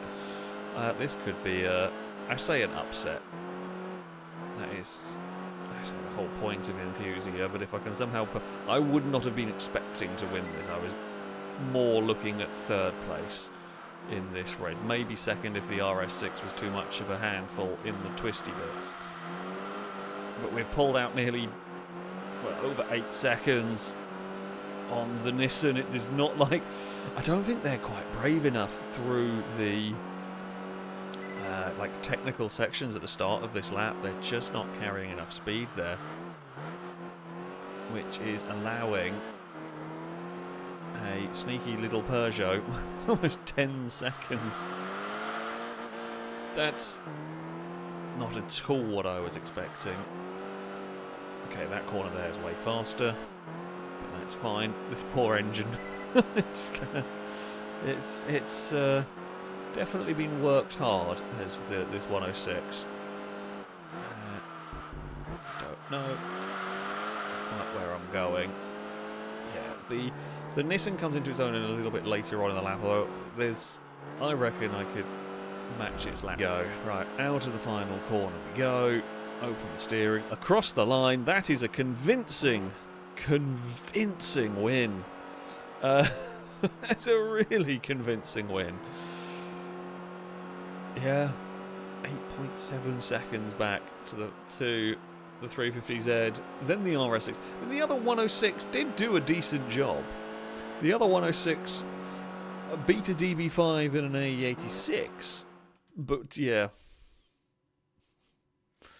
the mighty Peugeot has beaten, admittedly, not my RS6, but still an RS6. Yeah, we're definitely getting the AE86. I don't dislike it, it's just not as exciting as any of the other ones. I mean, very cool car. Not sure it's going to do me much good in the game, but it is very, very cool. Do like that. Do like that a lot. I'm going to presume as well, by the way, the sporty car race, whatever, is to do with that category, that categorization of them, maybe? I guess it's like their sort of like designation, maybe? But I'm not completely sure on that. That should get us a good chunk of points. I didn't actually see how many points were on offer for this one. The Enthusia points, we won't have lost too many that time around because I only ran wide a couple of times. No real bumping of walls or crashes. The 106 is, you know, getting the modifications going on there. Yeah, that's pretty solid. 255. So yeah, basically the way this works, from your best 9 races out of the past 12 weeks, you use to calculate your total ranking. So I guess we need to keep earning like a couple of 100 points, otherwise we're gonna, like, well, for a little while it's okay, but yeah, otherwise we're gonna start slipping down the rankings if we are not careful. But there we go. It's like Eddie said, race around London, win a DB5. Is this like an English Mon Bazoo? Kind of. Kind of. It was a very British. It was a very British race right there. 6.8 at Tsukuba. What hot hatches are we up against? Okay, quite a lot. Saxo, Clio Sport, R32, 147. Right. Okay. The sporty car race has come here. I mean, this one here was quite fun. Selection of Alfa Romeos. Those things have been tough to beat. Again, Clio Sport. I feel like the game is starting to lean towards wanting to give me a Clio Sport. Oh, I don't want to do bloody far. Although maybe this is a short lap. Is there anything fun? Ooh, an estate car. There's a fun thing to win. The Tenzas, I mean, was a Mazda 6. Elan and Colt are all right. Not good points if we win, but we would have to win to really make that worthwhile, and I'm not sure. Again, some interesting stuff in here. The GT we know we can probably be. We could probably win this one, to be fair. That's 205 points in there. No, yeah, again, like when we start getting here, we are relatively... Yeah, that should be an easy win, but it's only 155. I reckon it's going to be quite a long race, but I want to go for this. I want to win that very badly. That, actually, against two-wheel drive cars, I might struggle to win this. We'll give it a go, but we are going to struggle, I think, to win against two all-wheel drives. But we will try. Oh, there's any other cars not on the grid? Okay, no, there we go. The first shot's just seen some bumpers. Okay, the Colt is not going to be too much of a problem. Jesus, the Volvo has absolutely shot off of the line.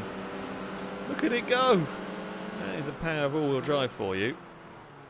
And the power of a very, like, Peugeot.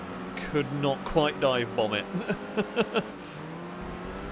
We wanted to have a crack, and I kind of felt like we had to. If we do not get back past it quickly, we may struggle. Although, my hope is that this track is going to be twisty enough that the AIs are going to struggle and get a bit confused at times, which they do on the odd occasion, especially in the very narrow sections. We're keeping the Volvo honest for the moment. Oh, and chicanes. Chicanes are good for me. They're bad for the AI, although they have done significantly better through there than some of the previous times. I'm going to guess that's an R32 hovering around behind us, and I mean the Golf variety, not the Nissan variety. Yeah, we do not have the straight line speed. Oh, in fact, we have decent straight line speed compared to the Golf, but the Volvo is just better down there. Right. We're going to have to be brave in some twisty sections. Oh. The Golf wants to come past. The Golf does want to get past there. Oh, we're going to ping the wall. That's fine. I'll take the collision. So the Golf's better in the twisty stuff than the Volvo. As the player, I'm able to be a little braver through here, and I am abusing a poor Peugeot. If we can get a lot of speed through this chicane, if I can get ahead, I can probably make enough time through this chicane to get away from the Volvo through here, because it's actually really slow in the final corner. Really, really slow through there. We might be able to... Oh. I might be able to dive bomb it here, though. We know it's not great. No. Okay. I think I locked the front brakes, although the game just doesn't give you any There's just no feedback that you're locking the brakes at all. It's really weird. Shouldn't have tried that. I'm going to use a Golf. Oh, the Volvo missed a shift or something coming out of there. We may have used a Golf as a brake. I can do that. We're allowed to do that. That's just how it works here. It's moving around a lot.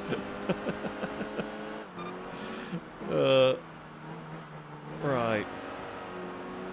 Launch the car through this section. Now we know the Volvo is just terrible in the final corner. Unfortunately, it's good. It's just got so much more power than we do out of there that once it gets going, it is very good. We've got a couple more laps to go.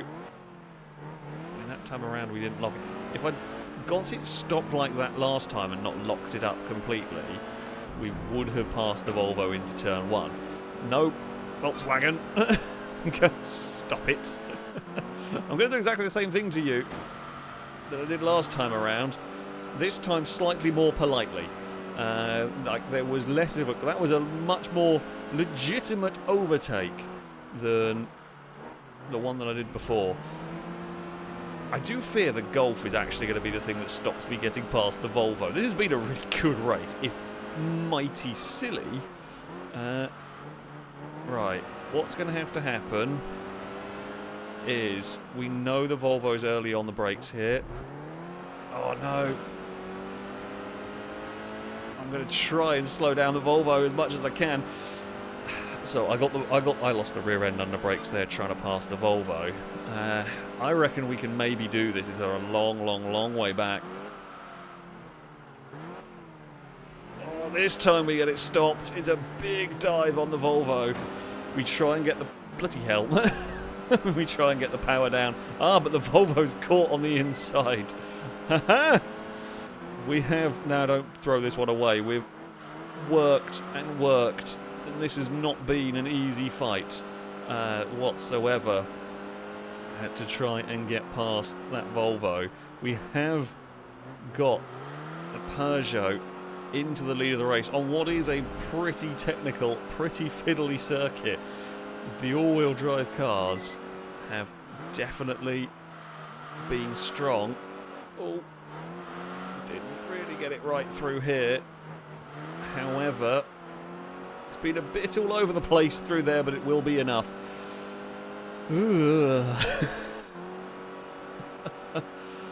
Oh, that was a race and a half. That was actually a legit really good battle. Bloody hell. We had to work for it. Oh, and the Golf got past at the end as well. Possibly. There was a little bit of let's go with leaning on some AI cars at a couple of different points. That's for sure. I think genuinely we did have the pace. I think we were genuinely the fastest car there. It did involve, yeah, some lunacy. There was a huge dive on that hairpin to get the move done. But I'll take it. You know, I'm actually very impressed with the with the mighty 106. Right, what are you gonna win? What are we gonna get? You absolute arsehole of a game. I mean, I should have expected this. Of course it was going to give me the one car that I had zero interest in. It's not even the fast Colt either. What is it? The CZ? RZ? I don't actually know what one. God damn you, Enthusia. You've given me a 97 horsepower Colt.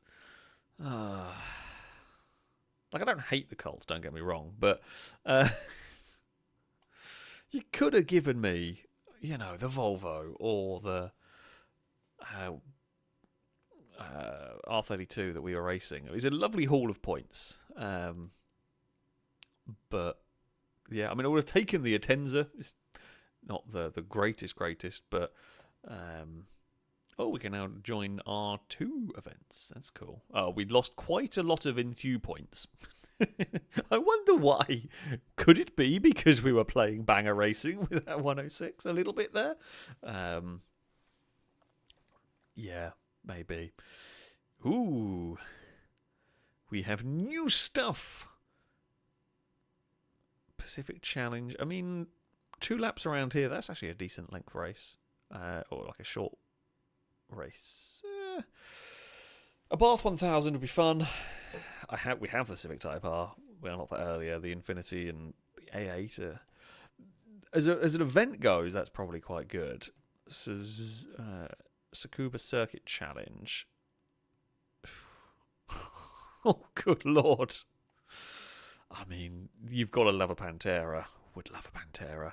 There's a lot of points on offer here if I could somehow win. I don't necessarily fear... I don't know how fast those are. That will be staggering quick. Very fast. Yeah, there's a lot of points on offer if you can get a top 4. That would be tough with the long straights. I think we need chicanes if we're going to beat the real difficult odds. There's another chance. There's another chance at a Volvo for the V70R. We could maybe... I don't know. It's quick down the straights. Would be the concern. There's a 206cc, which... Funnily enough, I don't think the 106 is going to win at pretend Indianapolis or Speediopolis. Oh, Christ. I mean, okay, would beat the Land Cruiser, which is actually quite cool to see in the game, and an Ist. But, I mean, that thing there would be quick. But they've got the Tommy Kyra ZZS. That feels a little bit unfair, if we're being honest. That feels a little bit unfair. Here, we've got like decent odds going on in this one. There's an A8, an Impreza, a Wing Road.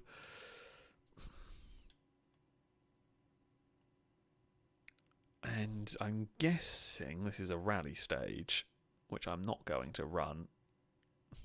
Some weird... Like, this is what makes this game brilliant, is there's just weird stuff. I don't even know what that is. But there's just weird stuff going on. And, yeah, I'm kind of tempted by this one, I think. Tsukuba, I think, would just get slaughtered. Here, even if we get 4th, it's still 156 points, which is not too bad. If we could manage to get 3rd, I reckon we could beat the MRS. I reckon we can beat the Abarth. We have beaten EK9s already. I don't know whether we can beat the A8. The real conundrum... I'm looking and I'm seeing chicanes, right? Chicanes are... Chicanes are what we need. So... Yeah. We might be able to do something here. Maybe. If you are just tuning in, I welcome you all to the stream, where I am currently trying to see how far I can go into the game, apparently, with a 106. It's mighty impressive. The giant-slaying Peugeot has been doing some good stuff so far. The Abarth is having a look. Is not going to quite make that pass stick, I don't think. Where is... Oh, I don't know where the corner cutting is. I mean, some corner cutting might need to be done. Ooh, will the AIs lift going over jumps? I don't know. Sometimes in games the AIs don't like getting airtime. I don't know if this is one such game. Also, maybe racing on the tram track. No, they have no problem launching that poor Audi suspension. There is potential for corner cutting galore. Now that's good news for me. Not that I would cheat ever. Why would I? I'm not the sort. But in terms of finding ways to sneakily overtake AIs, oh yeah, there's a lot of potential for some off-track shenanigans if I get desperate. This section here, in theory, should be quite good for the 106. It should be, in theory, really quite good for the 106. That's my hope, at least. The downside for me is, of course, that big Audi is going to have all-wheel drive. It will get itself out of these corners really well. Much better than I do. It'll put its power down better. I'm hoping we can change direction a little better. I mean, the Audi's going to be twice the weight of the 106. I'm also not sure. I'm not sure the immense weight of that Audi would have enjoyed crashing down over those jumps. I feel like that would have broken something. But we are out of this section. Now, we are going to be vulnerable down this straight. How far ahead we are? 1 second. However, the AI are going to have problems because there is a fast chicane coming up. Oh, I've had my own problems. It's fine. The car wanted to kill me. It's all good. We've made some time, not as much time as I wanted to. I think that was trail braking got me again. Yeah, the car really did not like me through that. Back end once more, doing its best escaping attempts. Oh, that's gone way too wide. Oh no, we might be in trouble. The only plus point is I can be a little bit sneaky at the end here. Good lord. There goes the Audi. It is soaring. I can cheat a little bit through here. More. Yeah, here. Who needs track limits when we're in a little Peugeot? We are going to lose in 2 points if we do it too much. But, you know, I'll try something to get back past the Audi because, you know, it's a single-player game and I don't really have much in the way of regrets. We did actually get a legit overtake. It was a little bit of a sketchy and dicey legit overtake in that the 106 just wanted to slide everywhere, which does feel very French hot hatchy. It does want to oversteer and or kill you multiple times a lap. I am actually also slightly surprised it's the Audi that is the thing that is giving us the grief here. I can't remember what the other fast car was in this event now, because I've been all in. Oh, it's only a 2-lap race as well. Christ. We're not going to get any more opportunities here if we beans this up. But, right, neatly does it through here, which we have done quite well. Now, Peugeot, please do not try and kill me when we get to this chicane. We've actually done quite well through that twisty section. We've got a couple of second gap here. Right, there we go. That's better. Oh, a little wide on the exit. It's much better than it was last time, though. We will pull away. We will claim victory in the tiny Peugeot. Oh. Ooh, bloody hell. Yeah, had we not made an error at turn 2, we might have been able to do... Oh, it was one of the pretend skylines. Yeah, we were in a much better spot than we were. But, yeah, we had to get a little bit cheeky with some track limits. But it did work. It did work. Watch it give me... I mean, I quite like the Abarth, not going to lie. What will we do? It's probably going to give me the Skyline. That's possibly the one I care about the least from those. Okay, MRS. I mean, certainly can't complain at it. I do like the MR2s. The Abarth would have been fun because he's very very cool car. But yeah, I'll take an MR2. Look at that, white and tan. That's a choice. That's a choice. We will get some tuning level up on the sack. That the Enthusia points have taken a hit. We might have been a bit erratic with the old driving front there. Turnip Gaming, thank you very much, by the way, for the donation. Saying, good evening, Alex. I hope you're doing well today. I am, thank you very much. Yay, more Enthusia shenanigans. How does the driving physics compare to Gran Turismo 4 and 3? And even Gran Turismo 2 on the PS1? Now, P.S. the Cult of 1P has been dethroned. It has indeed. It has indeed been dethroned. I mean, driving physics-wise on this game is pretty damn good. I'm not going to lie, God, that was a lot of points we got there for that race. Holy crap. But yeah, driving physics-wise, this game is top-notch for its day. You know, it's... Yes, it is a little dated compared to modern games, but yeah, they are very, very good. I would say it leans a little bit more into the realism than Gran Turismo 4.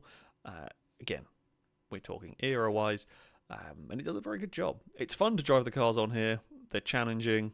You know, if you've played Gran Turismos, this will feel familiar to you. But yeah, it's pretty great. I would really recommend this game. A lot of people haven't played this one, haven't heard of this one. You know, Gran Turismo was the much more popular series, of course. But yeah, I would recommend this one. Jeez. 1,400 points if I could somehow manage to pull off this one. I mean, I just don't think we could. There's a V12 Vanquish, C5 Corvette, Mustang. Could you get fourth in this group? Maybe. At a real push, you could maybe get a fourth. And this one here also looks pretty damn tough, although the AI don't like this track. In fact, this one here is more difficult because, well, we've beaten a 350Z around here. The Impreza's pretty fast. The Celsior's quite fun. Legacy Lanka, I mean, that's just some sort of legacy. I don't even know what difference is about that. What have we got over here?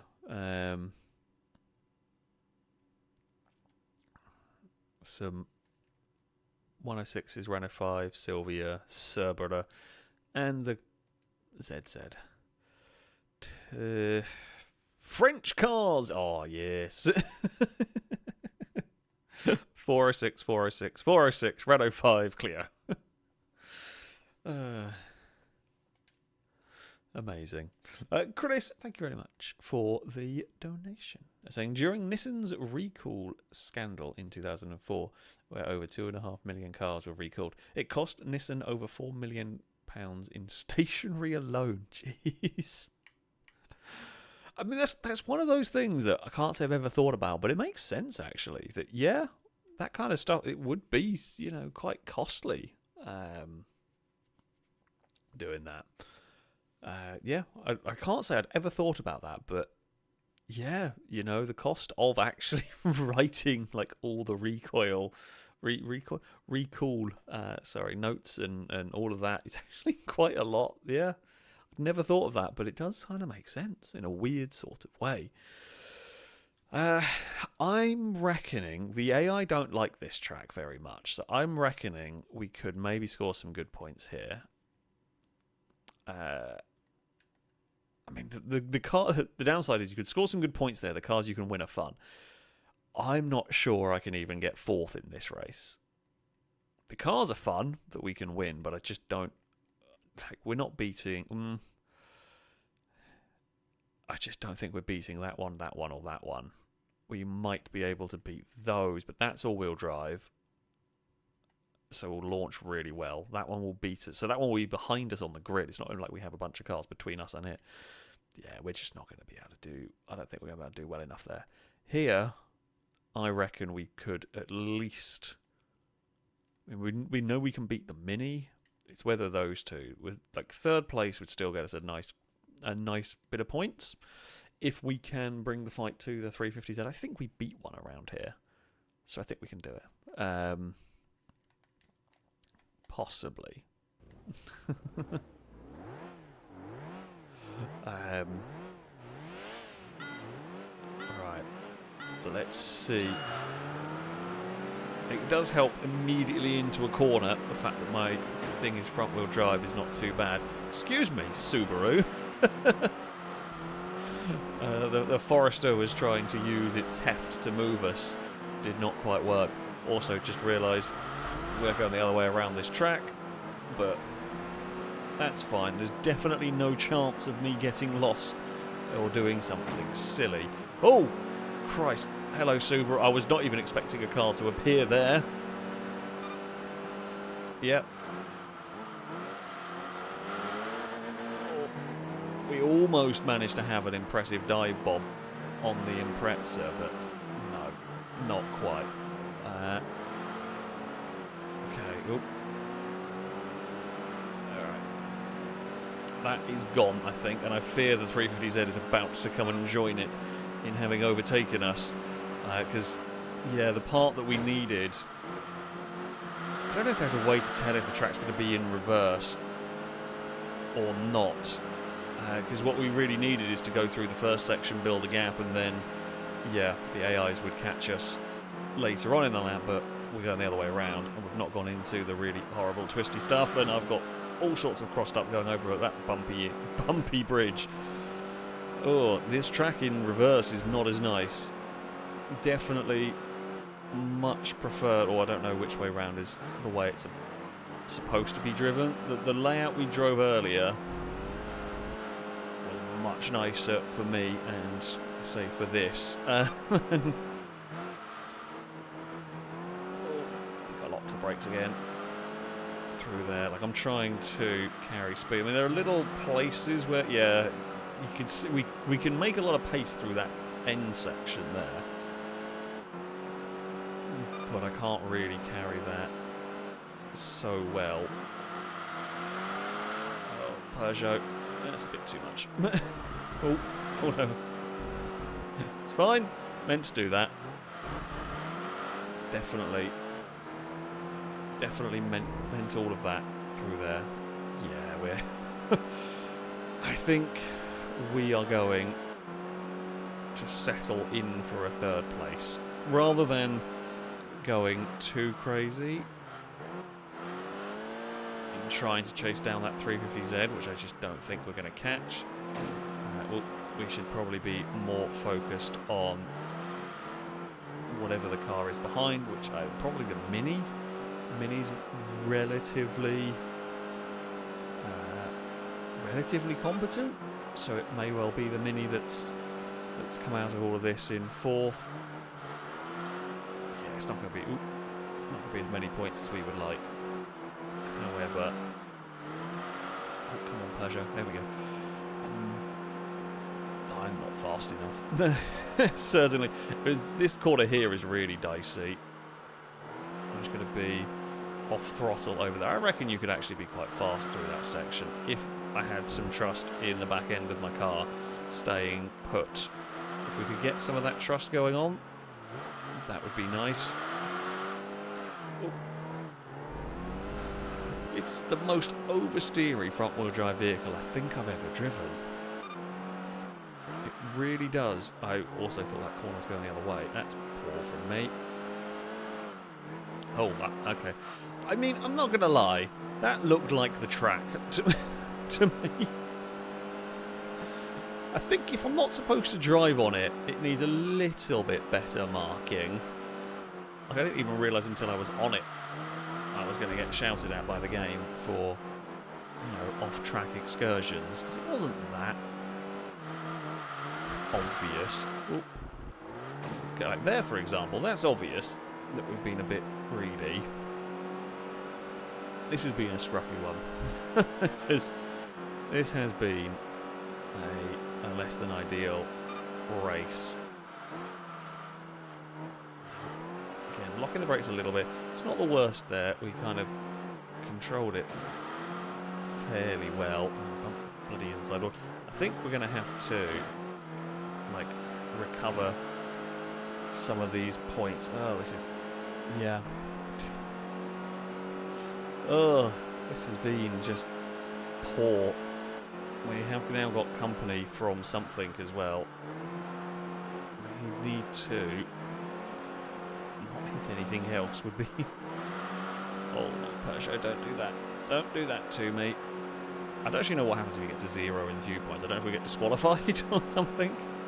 Probably don't want to find out that one.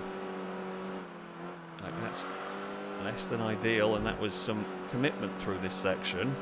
We got quite a long way on 2 wheels for the game there. I mean, I don't think it's a will it roll type situation. I don't think that would be possible here, but I was impressed with how far we managed to launch that onto its side. We have now pulled clear of the car behind, at least. Oh, can't get that chicane right to save my life. Done the same thing that I did last time. Think through there. There we go. Yeah. A scruffy race, that one. Could have and should have been much better, although I think even a better race we're not making up 20 seconds. Yeah, it was the Mini. Thought it might be.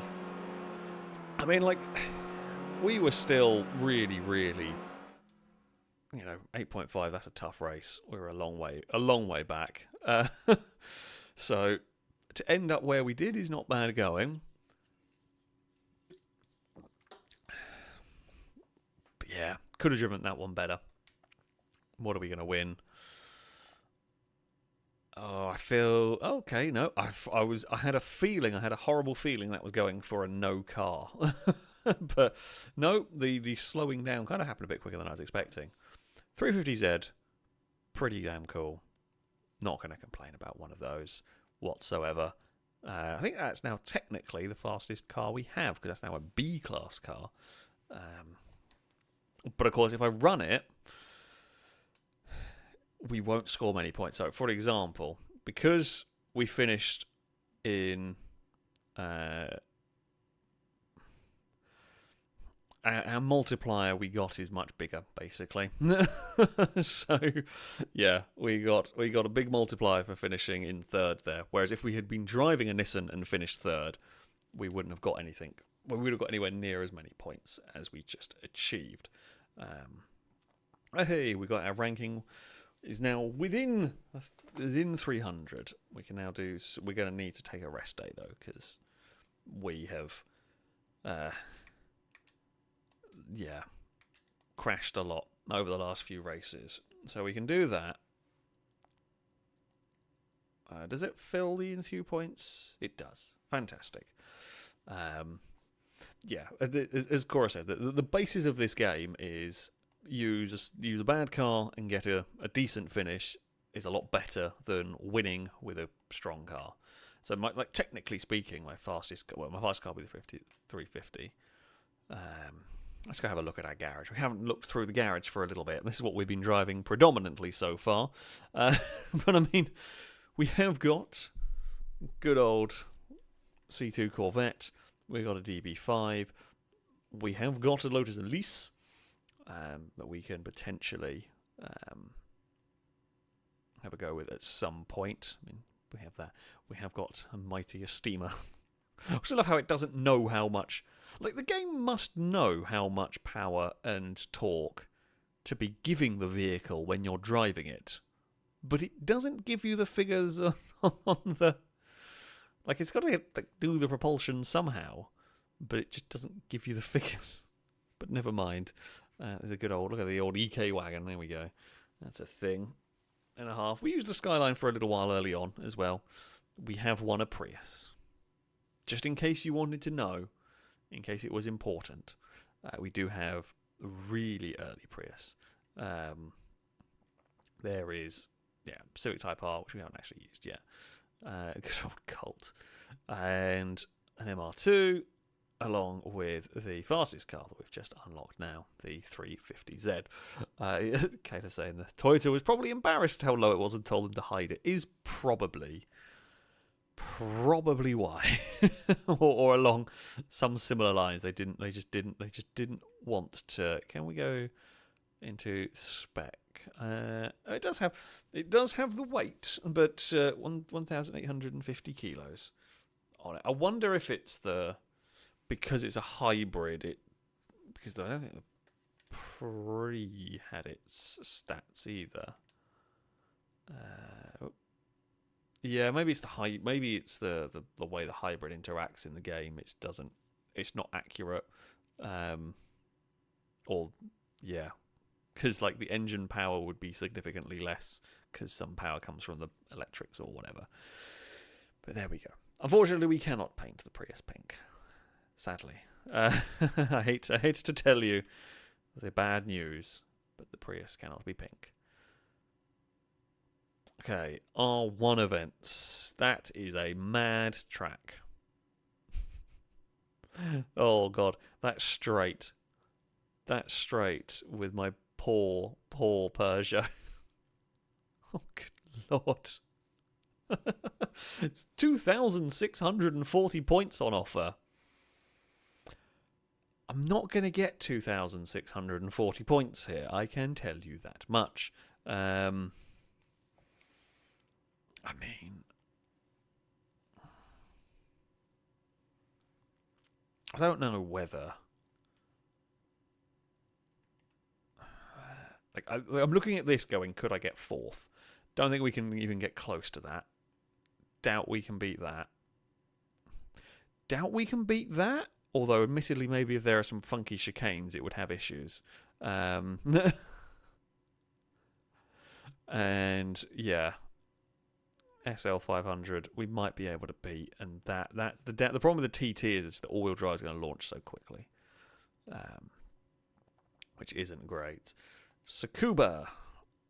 What have we got going on racing here? Bloody hell. We may have to get in a slightly faster car for some of these now. Saab. I reckon we could beat the Saab. We could maybe beat the RX-8. I don't know, actually. Outside of the Subaru, that might be doable. Because that's front-wheel drive. That's all-wheel drive, but heavy. That's... I mean, it's going to be quick, but I might be able to be braver than it. We have beaten these. We've beaten RX-7s and RX-8s before. The Subaru, that's what just smashed us in the previous race. We're not going to be doing a high speed. I'm just looking at what cars are in this. Oh, you poor fool. Well, we beat the Land Cruiser, but we're not beating the rest of you. I'm not going there, but it's cool that you can. Yeah, the Nürburgring. One lap around the Nürburgring. I mean, we'd beat the Pajero, we'd beat the Vitz. Probably not that. Well, it might beat that. Might beat that. Probably not that. Could maybe get a second at the Nürburgring with a... We could maybe get a second at the Nürburgring with a good piece of driving from me. But it would need to be a good piece of driving from me. And then all the French cars at the French track. And then the ultimate match. What is the ultimate match?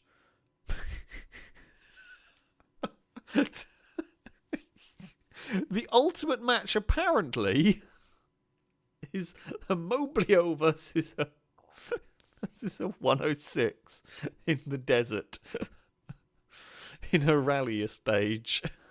Amazing. I mean, it's a bit of me that kind of wants to do this just to see. I've got to see what happens if we do this. I don't really know what the Moblio is. It's some sort of box. It has 88 horsepower. Oh, we've got to find this. We've got to try this. This is so silly. Yep, I want to race the Moblio. Look at the box. It's like a cube, but with a sillier name. That's basically all I can say about it. It's some front-wheel drive cars messing around in the desert, essentially. Right. I don't actually remember how these work. I think I've done this race like once.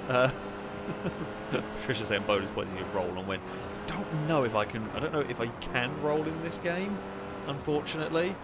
While it would be entertaining. Yeah, I genuinely don't know if we can roll. No, okay. I don't think the game wants me to be rolling. I had to investigate and see if at all possible, but apparently no. No. Oh no, rolling allowed. Okay, this goes this way. I'm not sure what. I presume the distance indicator on the top is maybe the distance to the car chasing.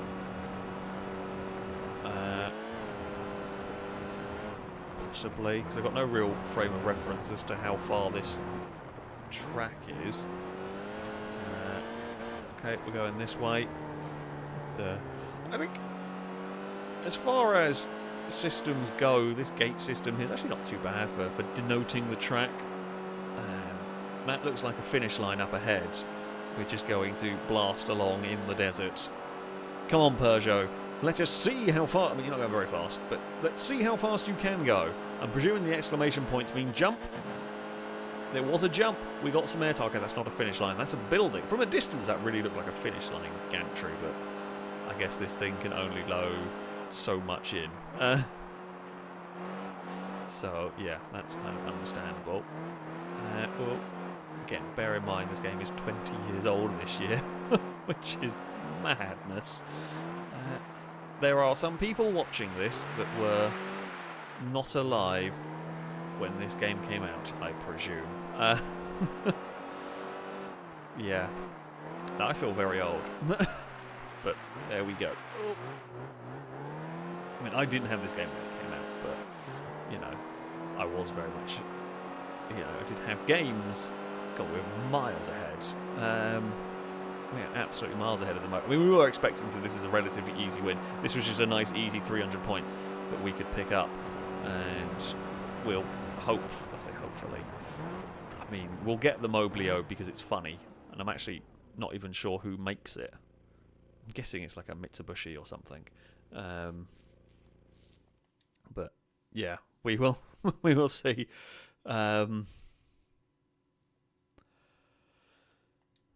We will get the Moblio or nothing, and it's just blinking on and off. I mean, I kind of want to win it just because it's silly. Hey! We will never drive it. We will never ever drive it, but it's fun. Okay, it's a Honda. It's just a box. It's just a box. It's an 88 horsepower box that wanted to go race in the desert. Fantastic. Thank you very much for the 300 points I have acquired. And I didn't really ruin my Enthu points either, because we bumped one wall to see if I might possibly roll, and there's no chance of rolling, so that was that. Fantastic. Yes, of course, sliding doors. Very important thing. Very important thing. The sliding doors going on. We have... Oh, no, sorry. Okay, that was an R1 event. I misread what was going on. Do ignore me.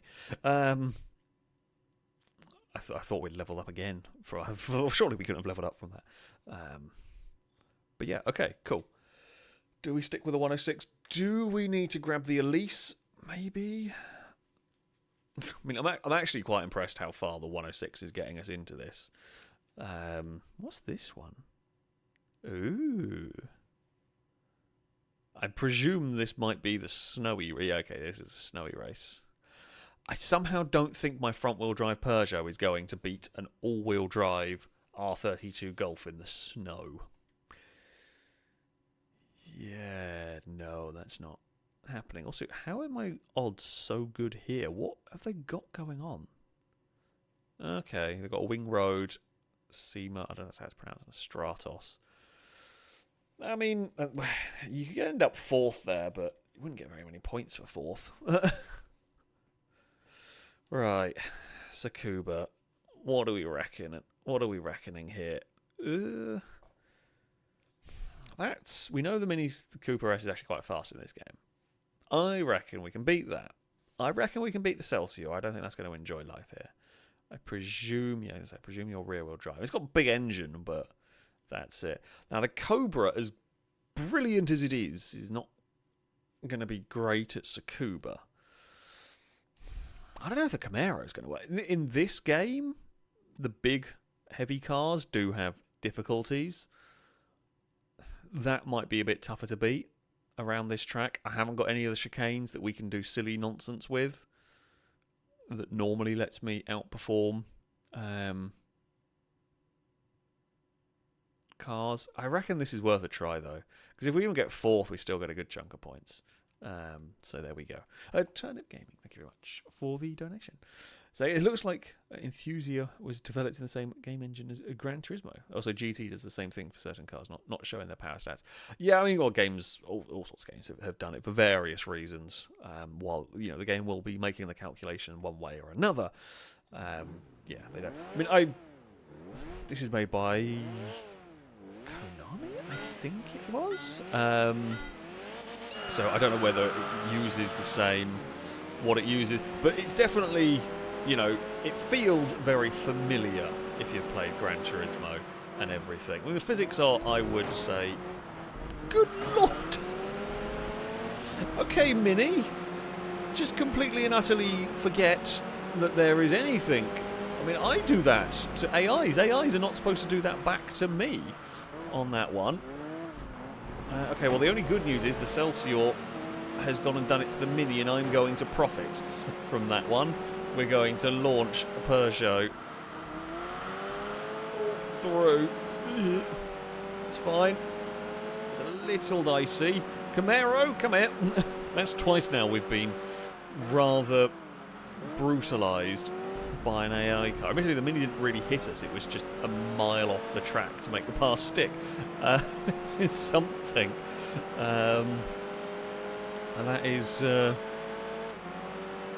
that is quite something. I don't know what the car behind us is. I've just seen the lights go to the inside. I'm hoping I can be brave. No.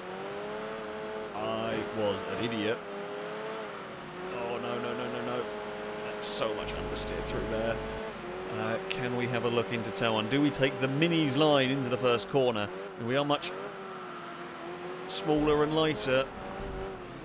We can have a dive on the big saloon car. We will make it work.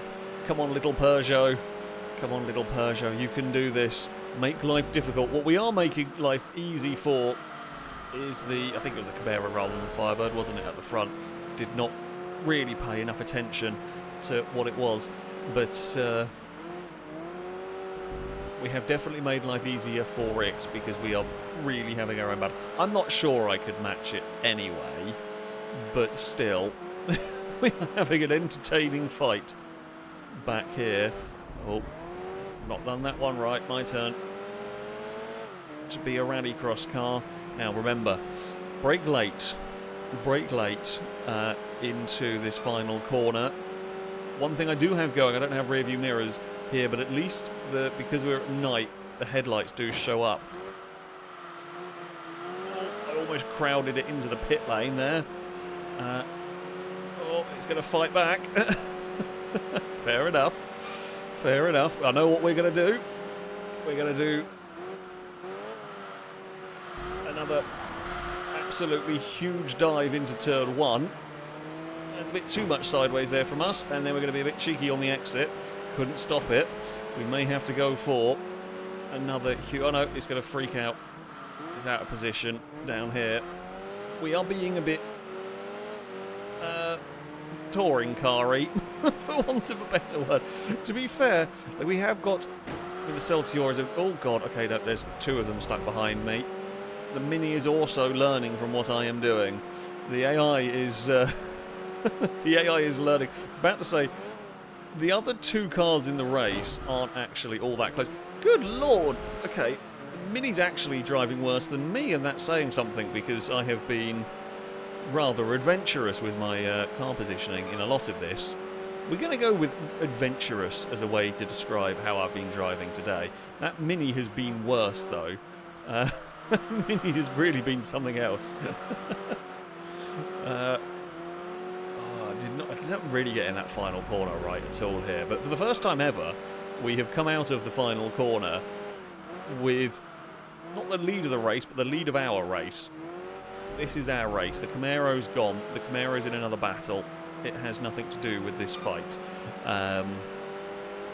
This is all about me, the Celsior, and a Mini. The Celsior wants to have a go, but I'm not that fussed about it making that one stick, because I don't think it can.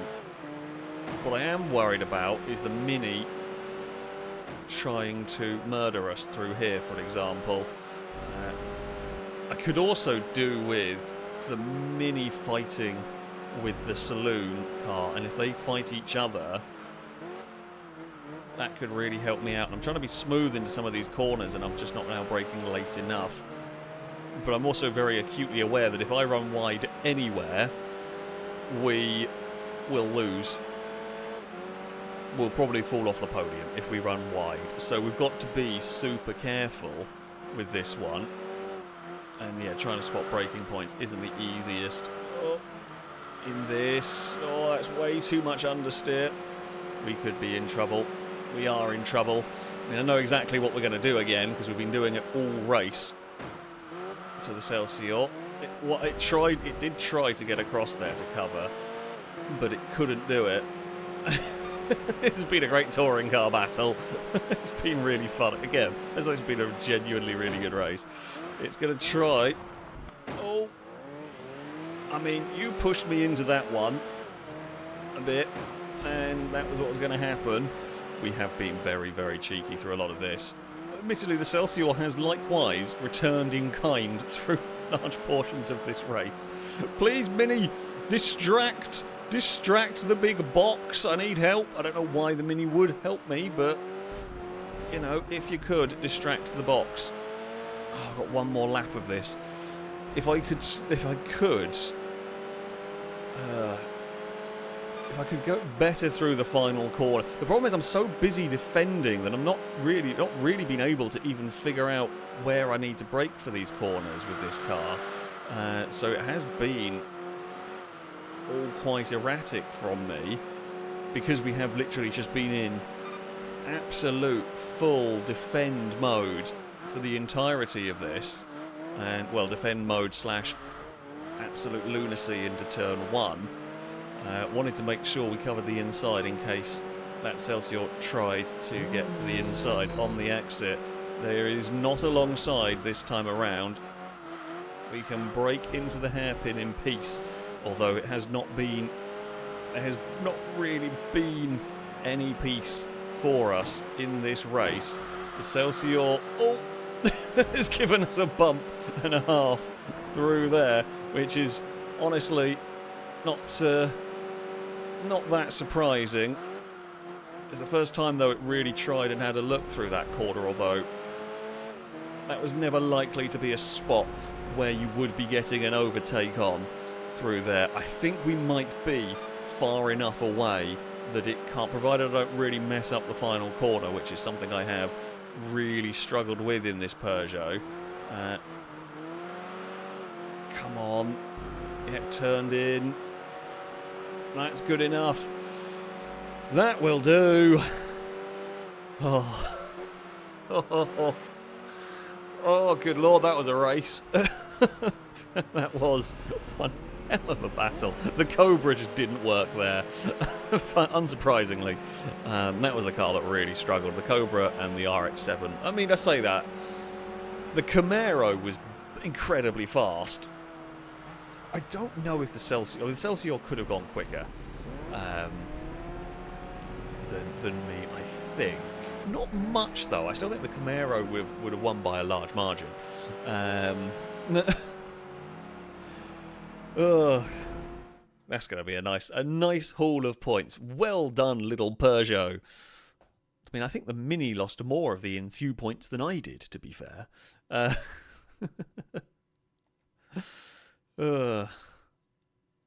What are we going to win? We deserve something after a race like that, but I suspect we're going to get no car. Okay.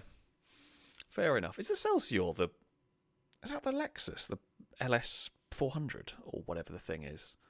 I've just realised what it is. But, yeah. Good lord. We'll take the RX-7 that had a relatively chill race, sat watching that absolute mess of a battle going on there. We lost quite a lot of points. We lost 160 in few. Well, I think that's the 160 in few. We lost quite a lot of points from some bumps. But there we go. That's a huge. Wow. That is ranking 130. That's very high. I think I actually managed to get a higher ranking in this sort of like playthrough, if you will, than I did the last time, and there was like 3 or 4 saves in. It turns out all you need is a Peugeot. Yes. Completing the game with a Peugeot. Can we unlock race cars using just a 106? You know, for a game with a huge amount of vehicles, we have driven one for a lot of it. This is what happens, though. It is, to be fair, what I love about this game is that this playthrough that I am currently doing, we've ended up with a 106. It's just how it has gone and so on. And if you restart the game and you are playing through it, you will probably find another vehicle that will work for you, that will be doing what this is doing, scoring really, really well. Like, everyone's playthrough is completely different because you just get different cars. You just get odd stuff that turns up. I mean, I'm half tempted. What the heck? Is that like a... Jeez. That's very cool. S15 R-Tune. It was like the Sylvia touring car from GT4. C5 Corvette, Vertex, V70. We have beaten a V70 with that, but it was just... That's a tough race, that one. Like, that one there, we're not beating that. We're definitely not beating that. Really doubt we're beating that. Like, those two, just not going to get close to. That, maybe, because this is one of the tracks with the difficult chicanes. Third's doable in that race, I reckon. Turnip, thank you very much for the donation, by the way. That was a dive 1.5, 700 miles an hour from the Mini. That was a massive dive from them. GT7 still show power stats from some race cars. Yeah, mates, I do suspect sometimes race cars, they're either hidden or sometimes maybe not even known. That could be the case. Ooh, yeah, not going to do that. Do you remember that all-wheel drive Mazda Demio with a weird engine sound when you put the race exhaust upgrade in GT2? I can't say I do, I'm afraid. I never really played very much. Any of the Gran Turismo games earlier than 4, I've not played much of. I've played some, but not a huge amount of those. I think I did a stream on GT1. GT1, GT2 at some point. And I've done a stream on the very early Gran Turismos. And I mean, now I've got this emulator working. Certainly, I say it's got the emulator working. I think I figured out how it all goes. I may well do some more streams on these retro games if people are interested. May well come back because it is good fun. That is for sure. What have we got going on here? God. Oh, yeah, you're not going to win that one. Because, yeah, that would just hurt. That would just hurt. Honestly, I reckon this is my best shout. I reckon this one, depending on what way round the circuit we're going, there's no information. Is there any way... I just wanted to see if you'd have any information about what direction around the track we're going, but it's not going to. So the reason why I'm thinking this, we're not winning. We're not getting close to the R-Tune. I doubt we're getting close to the C5, or there may be a handful, I don't think. We saw the Camaro bugger off at Tsukuba, so I don't think that's going to be a problem. Third place, 888 points would be monstrous if we could do it. It means beating a Vertex, and it means beating a V70R. That shouldn't be a problem.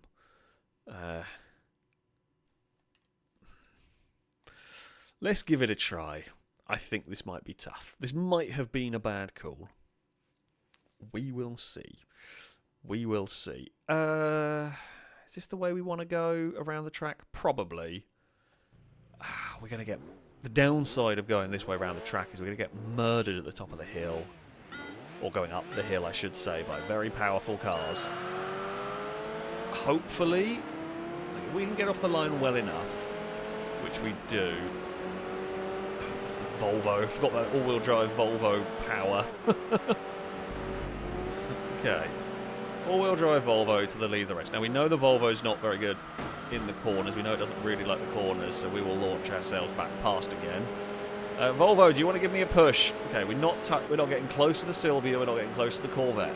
That's fine. That's expected. That's understandable here. If we can keep the Volvo hasn't come soaring past, which is actually quite good. I was fully expecting the Volvo to come flying back past when we got there. Now, there are a couple of parts of this track where we are quite quick.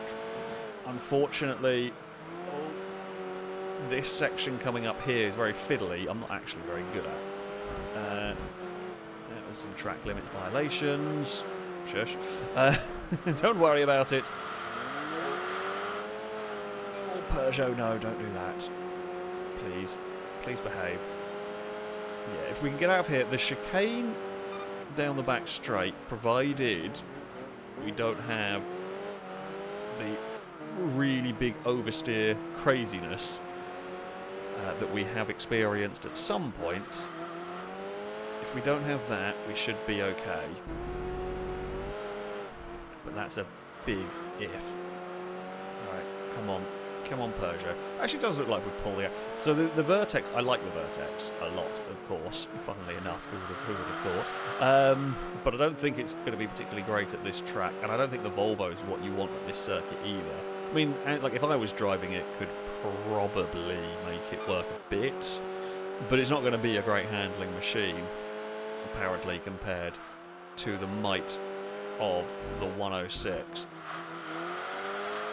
I mean, we can attack that chicane. I mean, we can catch so much up to the Sylvia through there. Not so much the Corvette. I'm going to guess just the Corvette straight line speed is pretty damn immense through some places. Oh, okay, we'll brush the wall. I mean, we could, even if we were going maximum, let's ignore track limits. I don't think we can catch that Sylvia. But the good news is we've very much broken away. I was pretty spot on with my with my estimations. I've played this game enough to have a rough idea of what to expect in this race. And yeah,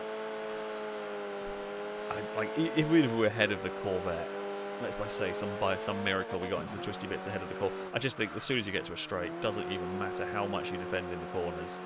Doesn't matter what I did on the straights, I think it would just find a way past. I think it's that fast. The Sylvia you could probably irritate with the most obnoxious blocking in the world for a bit. But yeah, that would also work its way past.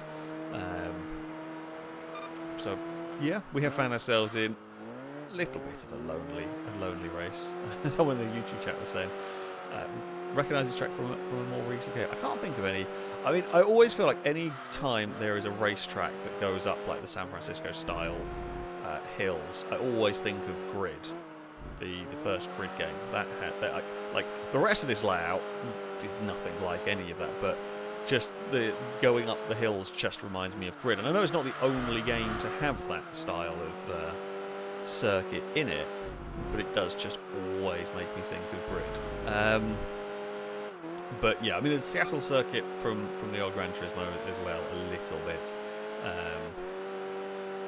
But yeah, right. Oh, nope. That was what we didn't want to do. That was a little bit too fast on the way into the corner. Should have slowed it down a bit more. That was the back end, just wanting to let go. Yeah, a slight shame. But like, it's a slight shame in terms of it's cost us a second or so. It's not quite got us as far. We are safe away from the Volvo though. It's not perfect, but do I want fourth or third gear going up this hill? God, what I would give for some more power. It literally can't accelerate. Oh, any more up that hill. Last lap around was so good through there, so composed. I actually did it quite well. This lap around was less good. And okay, that was a bit better through that section. I think this game does probably reward smoothness in driving, which I am, I say, struggling a little bit with in places. It does definitely, yeah. If you can get it right, I mean, It's what you should be striving for with racing in general. So, not that incorrect. But yeah, chucking the cars around. I'd be interested to see. So I do. What I said this at the start, but I will say it for those that might not have heard. So I'm playing this on the controllers with accelerate binds to the triggers, brake binds to the trigger. However, it's not very progressive. It does feel almost like an on-off switch a little bit with it, which is not ideal. Might be a way to change that, but yeah, you can actually play this game on a wheel. Maybe I could potentially get it set up to run on my wheel. I don't know what on earth that would be like. But yeah, there are wheel controls, apparently. But yeah, it is a little bit fiddly. And I'd be interested to see how much the steering is. I was going to say jumpy. I can't even think of the right way of describing it. Oh, wow, the Volvo had a terrible time.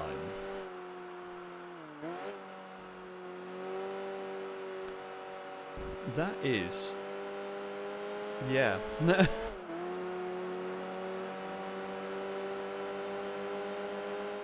That's unexpected. There we go.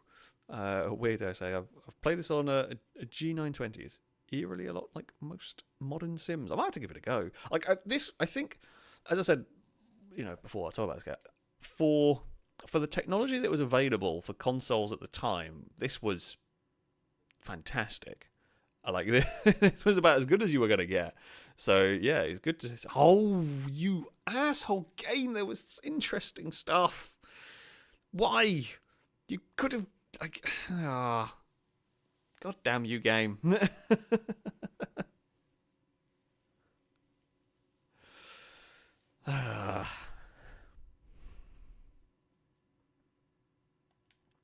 It's just uncalled for, really, isn't it?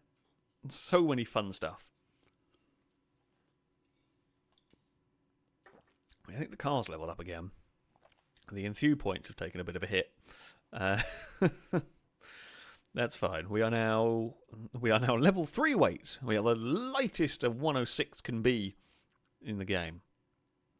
Fantastic. And that's 888 points for us.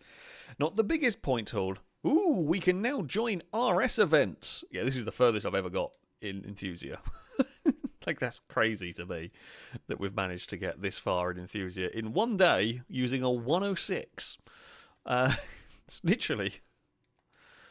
I mean, I can go up against race cars in my 106. I've got to go and try this. Not sure. Okay, right. Front wheel drive championship. Okay, so this one here will give us a competition car. I don't think we can beat those. But I've actually unlocked it, which is cool. Do we have a fast front wheel drive car?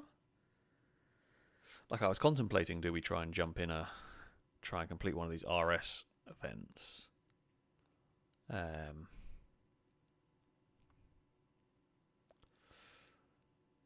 Oh, we have the EK9, don't we?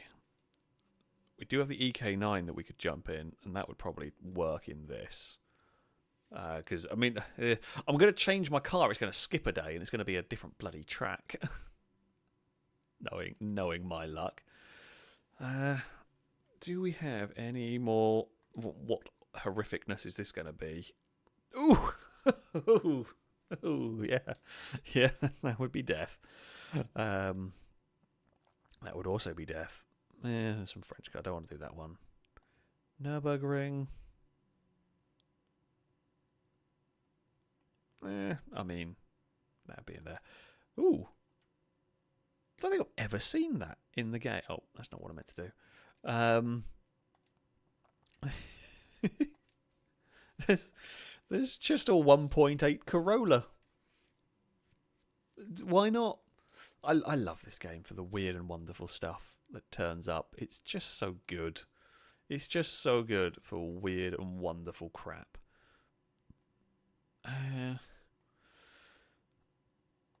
Anything fun to unlock here? Ugh. I mean, yes. think I'd get murdered. All right, we're going to change car. Hello, little Dagon. I'm going to go and grab... we're gonna get in the Civic. Unfortunately, my slight downside is this thing's now really heavily upgraded. The Civic's probably, well, I'll say maybe the Civic's going to end up being bloody slower than it. I don't know.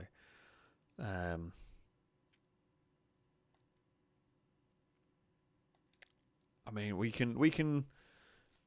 Well, we're going to have to drive the yellow Civic. We'll see what the odds are looking like. And we will at least recover some Enthusia points. Jonathan, thank you very much for the super chat. Saying, bought a Logitech Driving Force Pro for this game and was surprised about the level of detail in the force feedback, almost like modern sim racing titles. Wow, I am definitely going to have to go and give it a try. Yeah, I'm gonna have to give it a go. Because like I'm now really curious. I didn't really think about it much before I started this. You've changed the track. What is it looking like difficulty wise? Okay, yeah, it's looking a lot more. Ooh, the picture is good of the prize car. I'm not sure what it is, but it looks exciting. It looks very exciting. I mean, if we can't win this, then we're useless. I mean, it's a race car of some sort. I wanted to say it was a DTM car, but I don't think it is. I doubt this game would have it, but maybe it would have a DTM car. It might be a Super GT car from the 2000s. Would probably be where I would guess more likely. I also love how chat has had the exact same thought as me. If it's immediately gone for a DTM car. But I would imagine that would be like the.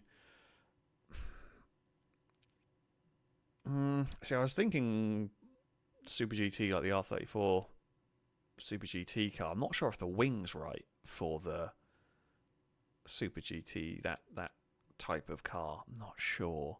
It does look like either a Mercedes, could be the tie-dye saying the Opel DTM. But I don't know if I get that car for winning this race, or whether I have to win multiples of them. But yeah, it does. Simon, it does. The M1 Pro car is a little bit like that wing, but this is the furthest back on the grid I've been in ages because we have been on pole for just about everything. Oh, we're going this way around this circuit. Not the direction of travel I really wanted to go in, but never mind. Let's see what we can do here. Oh, we have grip. Hello, Saab. Oh, that's quite an understeer from us there, but it's fine. Dive bomber Saab. Not quite got the dive bomb going on. It'll be nice to have some straight line speed. In theory. Well, the Saabs are pretty fast in a straight line. Those Aero Hots were not sluggish. I do like the Aero Hot Saabs, they were cool. I did when many years ago when I did the cheap car thing and I bought the Lexus, an Aero Hot Saab was one of the other things I was looking at. You probably couldn't get them anymore these days for under £1,000. The ones you could under £1,000 would barely work. But yeah, Saab is going for it. Okay, what is not helping is my lack of circuit knowledge, but come on, Civic. Use the power. We've got another high revving, well, I say high revving, we're abusing another yellow hatchback. These poor engines. Oh, can I sneak a pass? Yes, we can. We managed to sneak alongside the Saab, and that will put me into the lead. Now, whether it's going to be enough, I don't know. I don't know what the other cars are going to be like. Christ, it has absolutely launched its way into... I cannot get that chicane right. That chicane has caused me no end of grief. We will launch ourselves back to the inside of the Saab. That thing is really not giving up. Considering that is expected to be the weakest car in the field, he's having a right go here. I will try my best, and we will reclaim the position now from it. Come on. There we go. Get the power down. Now, I'm a little bit concerned it might just come flying back past us on the straight here. That's a little bit wide. All is good.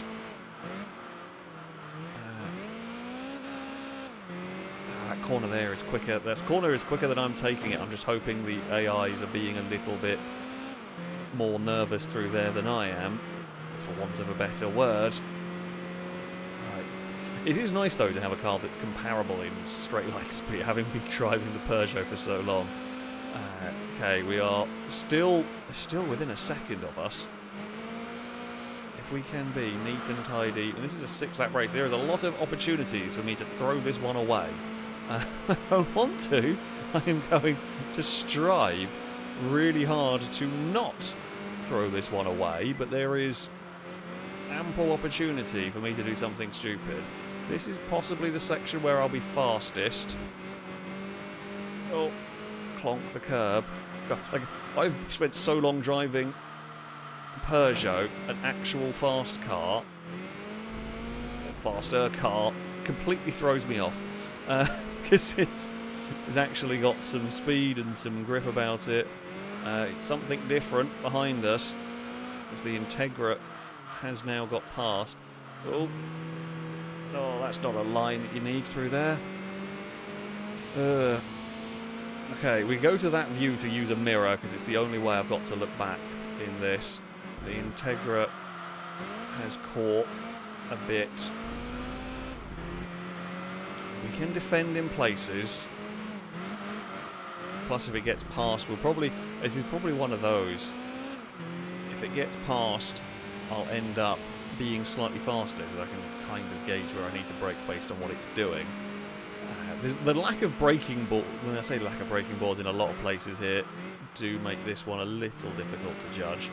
Oh, we're fine. We have pulled away. The Saab is dropped back. The Saab's kind of out of this one. Right. Get on the power. How are we doing? Okay, we're again, they're close.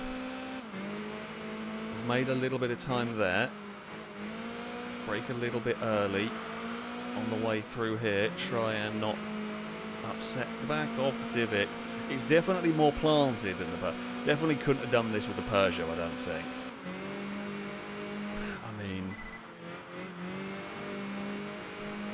yeah, I just don't think I could have. I don't think I could have carried the necessary quarter speed, because we would just lose out immensely with the lack of straight line speed. Oh, that's not great into there.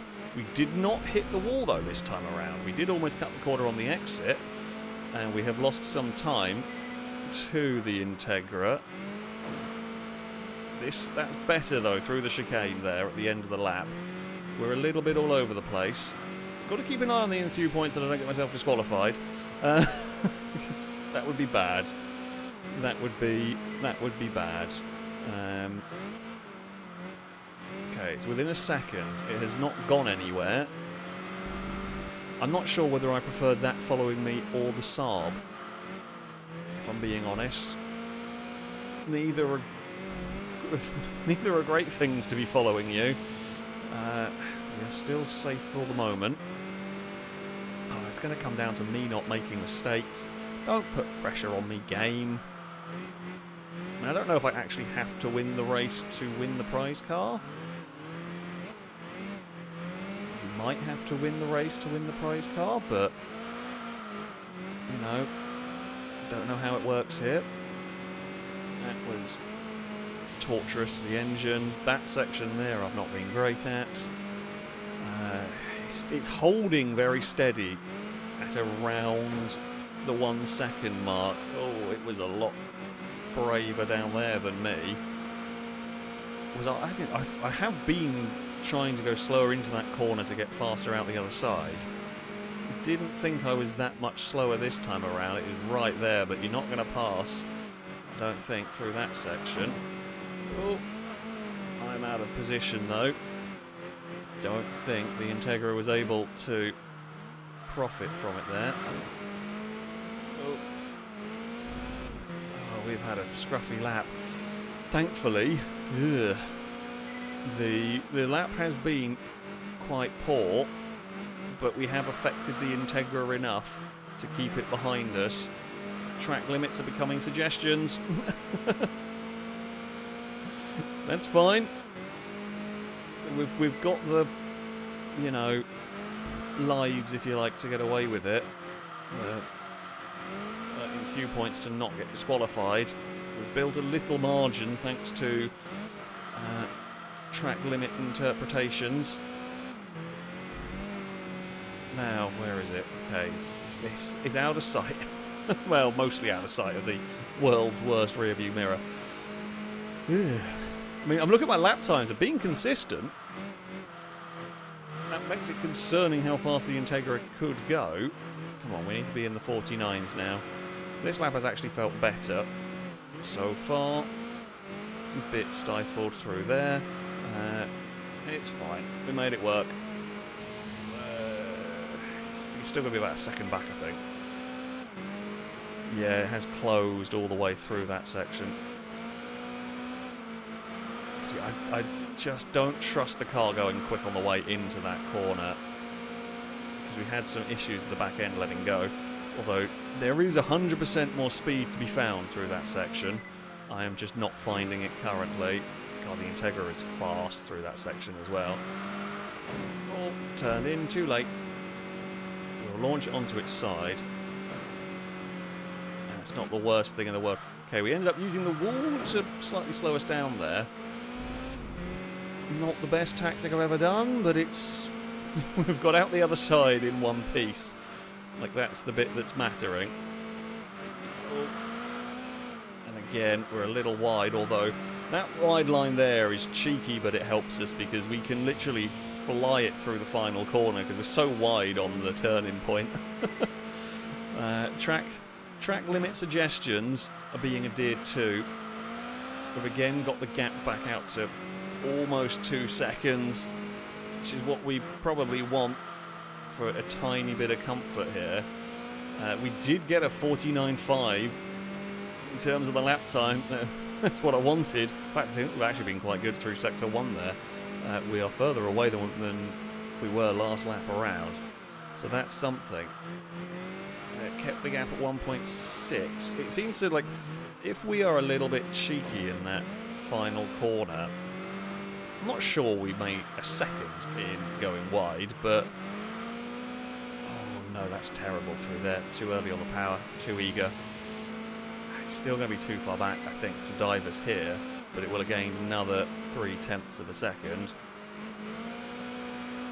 Oh, I'm so bad through this section. We are going to have an Integra for company here. Oh, bloody hell.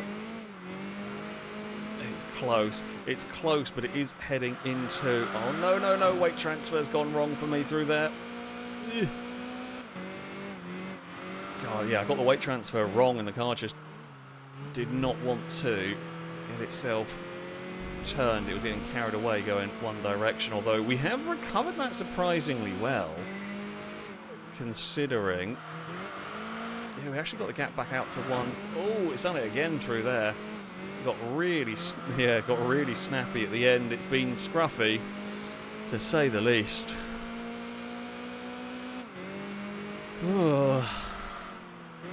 There's a scruffy final lap. Twice I got caught out with a weight transfer. I just couldn't adjust it in time. Oh, bloody hell. We definitely were made to work for that one. There is no doubt about it. The Saab put up a very good fight early on. The Integra then pushed us for the last part of the race. Yeah, that was scruffy. Really, I mean, the final lap, we didn't have a big crash. We just had little I say we have, yeah, it was that top section. Just losing the back end, getting the weight transfer. Really difficult to get right through there. Well, it is an Astra. Can it actually... Okay, it will give you the car. So it's not even like it's going to give you a no-car one. It is going to give us an Astra DTM car. That is very cool. That absolutely is the first time I've unlocked a race car on the... How... Have I done it well this time, or was I just incompetent before? Do not know. There we go. That is very, very cool. That is very cool. First time I've got a race car on this game. That's awesome. The power of the 106. Yeah, from... You know, like those like trading things people do, like you start off with like a pen and you see how far you can trade up for. We have managed to go, we've sort of done that, and we've gone from a 106 to an Astra DTM or Nürburgring 24-hour car. There we go. That's very cool. That is very, very cool. 1,500 points is lovely as well. We have got up to 35 on the ranking. We lost a lot of Enthu points with that. We lost a lot. Hello, Dagon. How are you doing? Yes, you are doing well, are you? Yeah? Hey. Oh, I'm getting headbutts from a cat. I mean, before we go, I got to go grab the race car. Come on. We will do one race with our newly acquired, I don't know where it is. There it is. I love how it's between, well, I mean, it's between the Peugeot that has done it so well. There's also yellow. We've had a stream of yellow cars today. Which is quite cool. Hey, Dagon. Yes, you're back, aren't you? I know. Turnip, thank you very much for the donation. So I give some bonus points that Saab keeping up with Civic Type R around the corners and down the straights. Yeah, I mean, honestly, the Saab did amazingly well. I challenged myself on GT2 to drive the 65 Mini Cooper in as many races as possible. Yeah, I mean, it's always fun to come up with the silly challenges, see how much of a game you can complete like that. I mean, this game does do it quite well in giving you some... what is it? Actual proper race car series. Oh, that's quite cool. Ah, Dagon, claws. I've got claws in my throat. That was uncalled for. Cat of trouble. I mean, she was just trying to climb up me to get attention.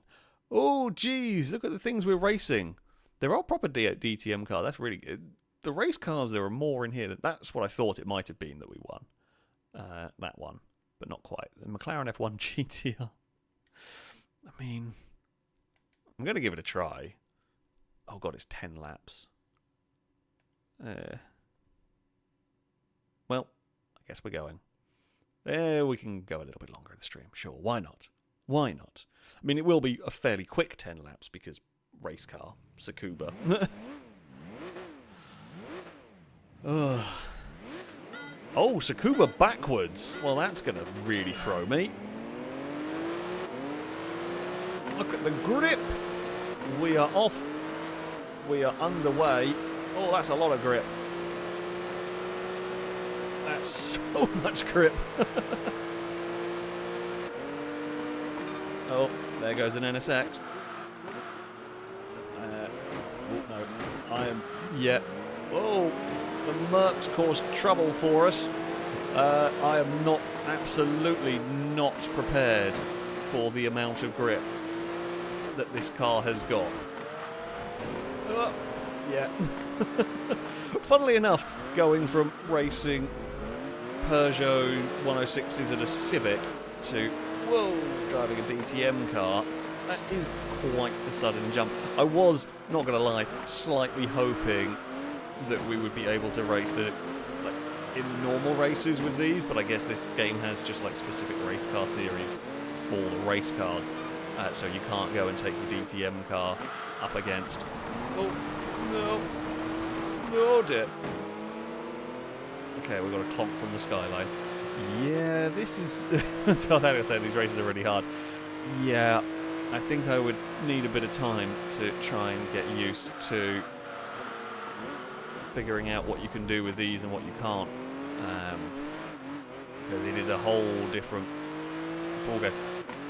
Not helped by the. I do struggle. The lack of feedback on when the wheels are locking isn't easy. No, that corner's definitely not that fast.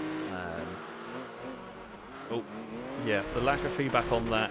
It's okay when you're in a little hatchback. When you're in a race car, it is pretty tough. There is some rallycross going on. For us, that's fine. We're allowed to do that. Oh, that's some oversteer as well. The McLaren has got itself to the front. I mean, apparently, of the race cars that I could have unlocked, this one's one of the slower ones. Where are we going? We have got lost. We have got lost on Tsukuba. That is, you know, a relatively straightforward track. Yeah, reverse Tsukuba is weird, but I'm definitely not equipped to deal with the sudden shift up in performance. Either way, though, it is very cool to have unlocked a full-on race car in the game, because it's something I had never managed to achieve before. So there we go. God, that McLaren is brutally fast.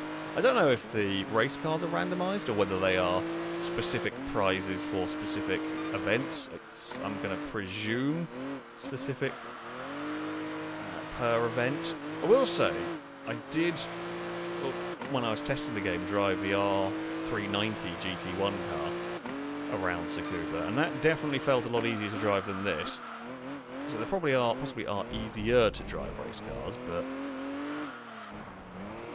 yeah, this is one of the tougher ones,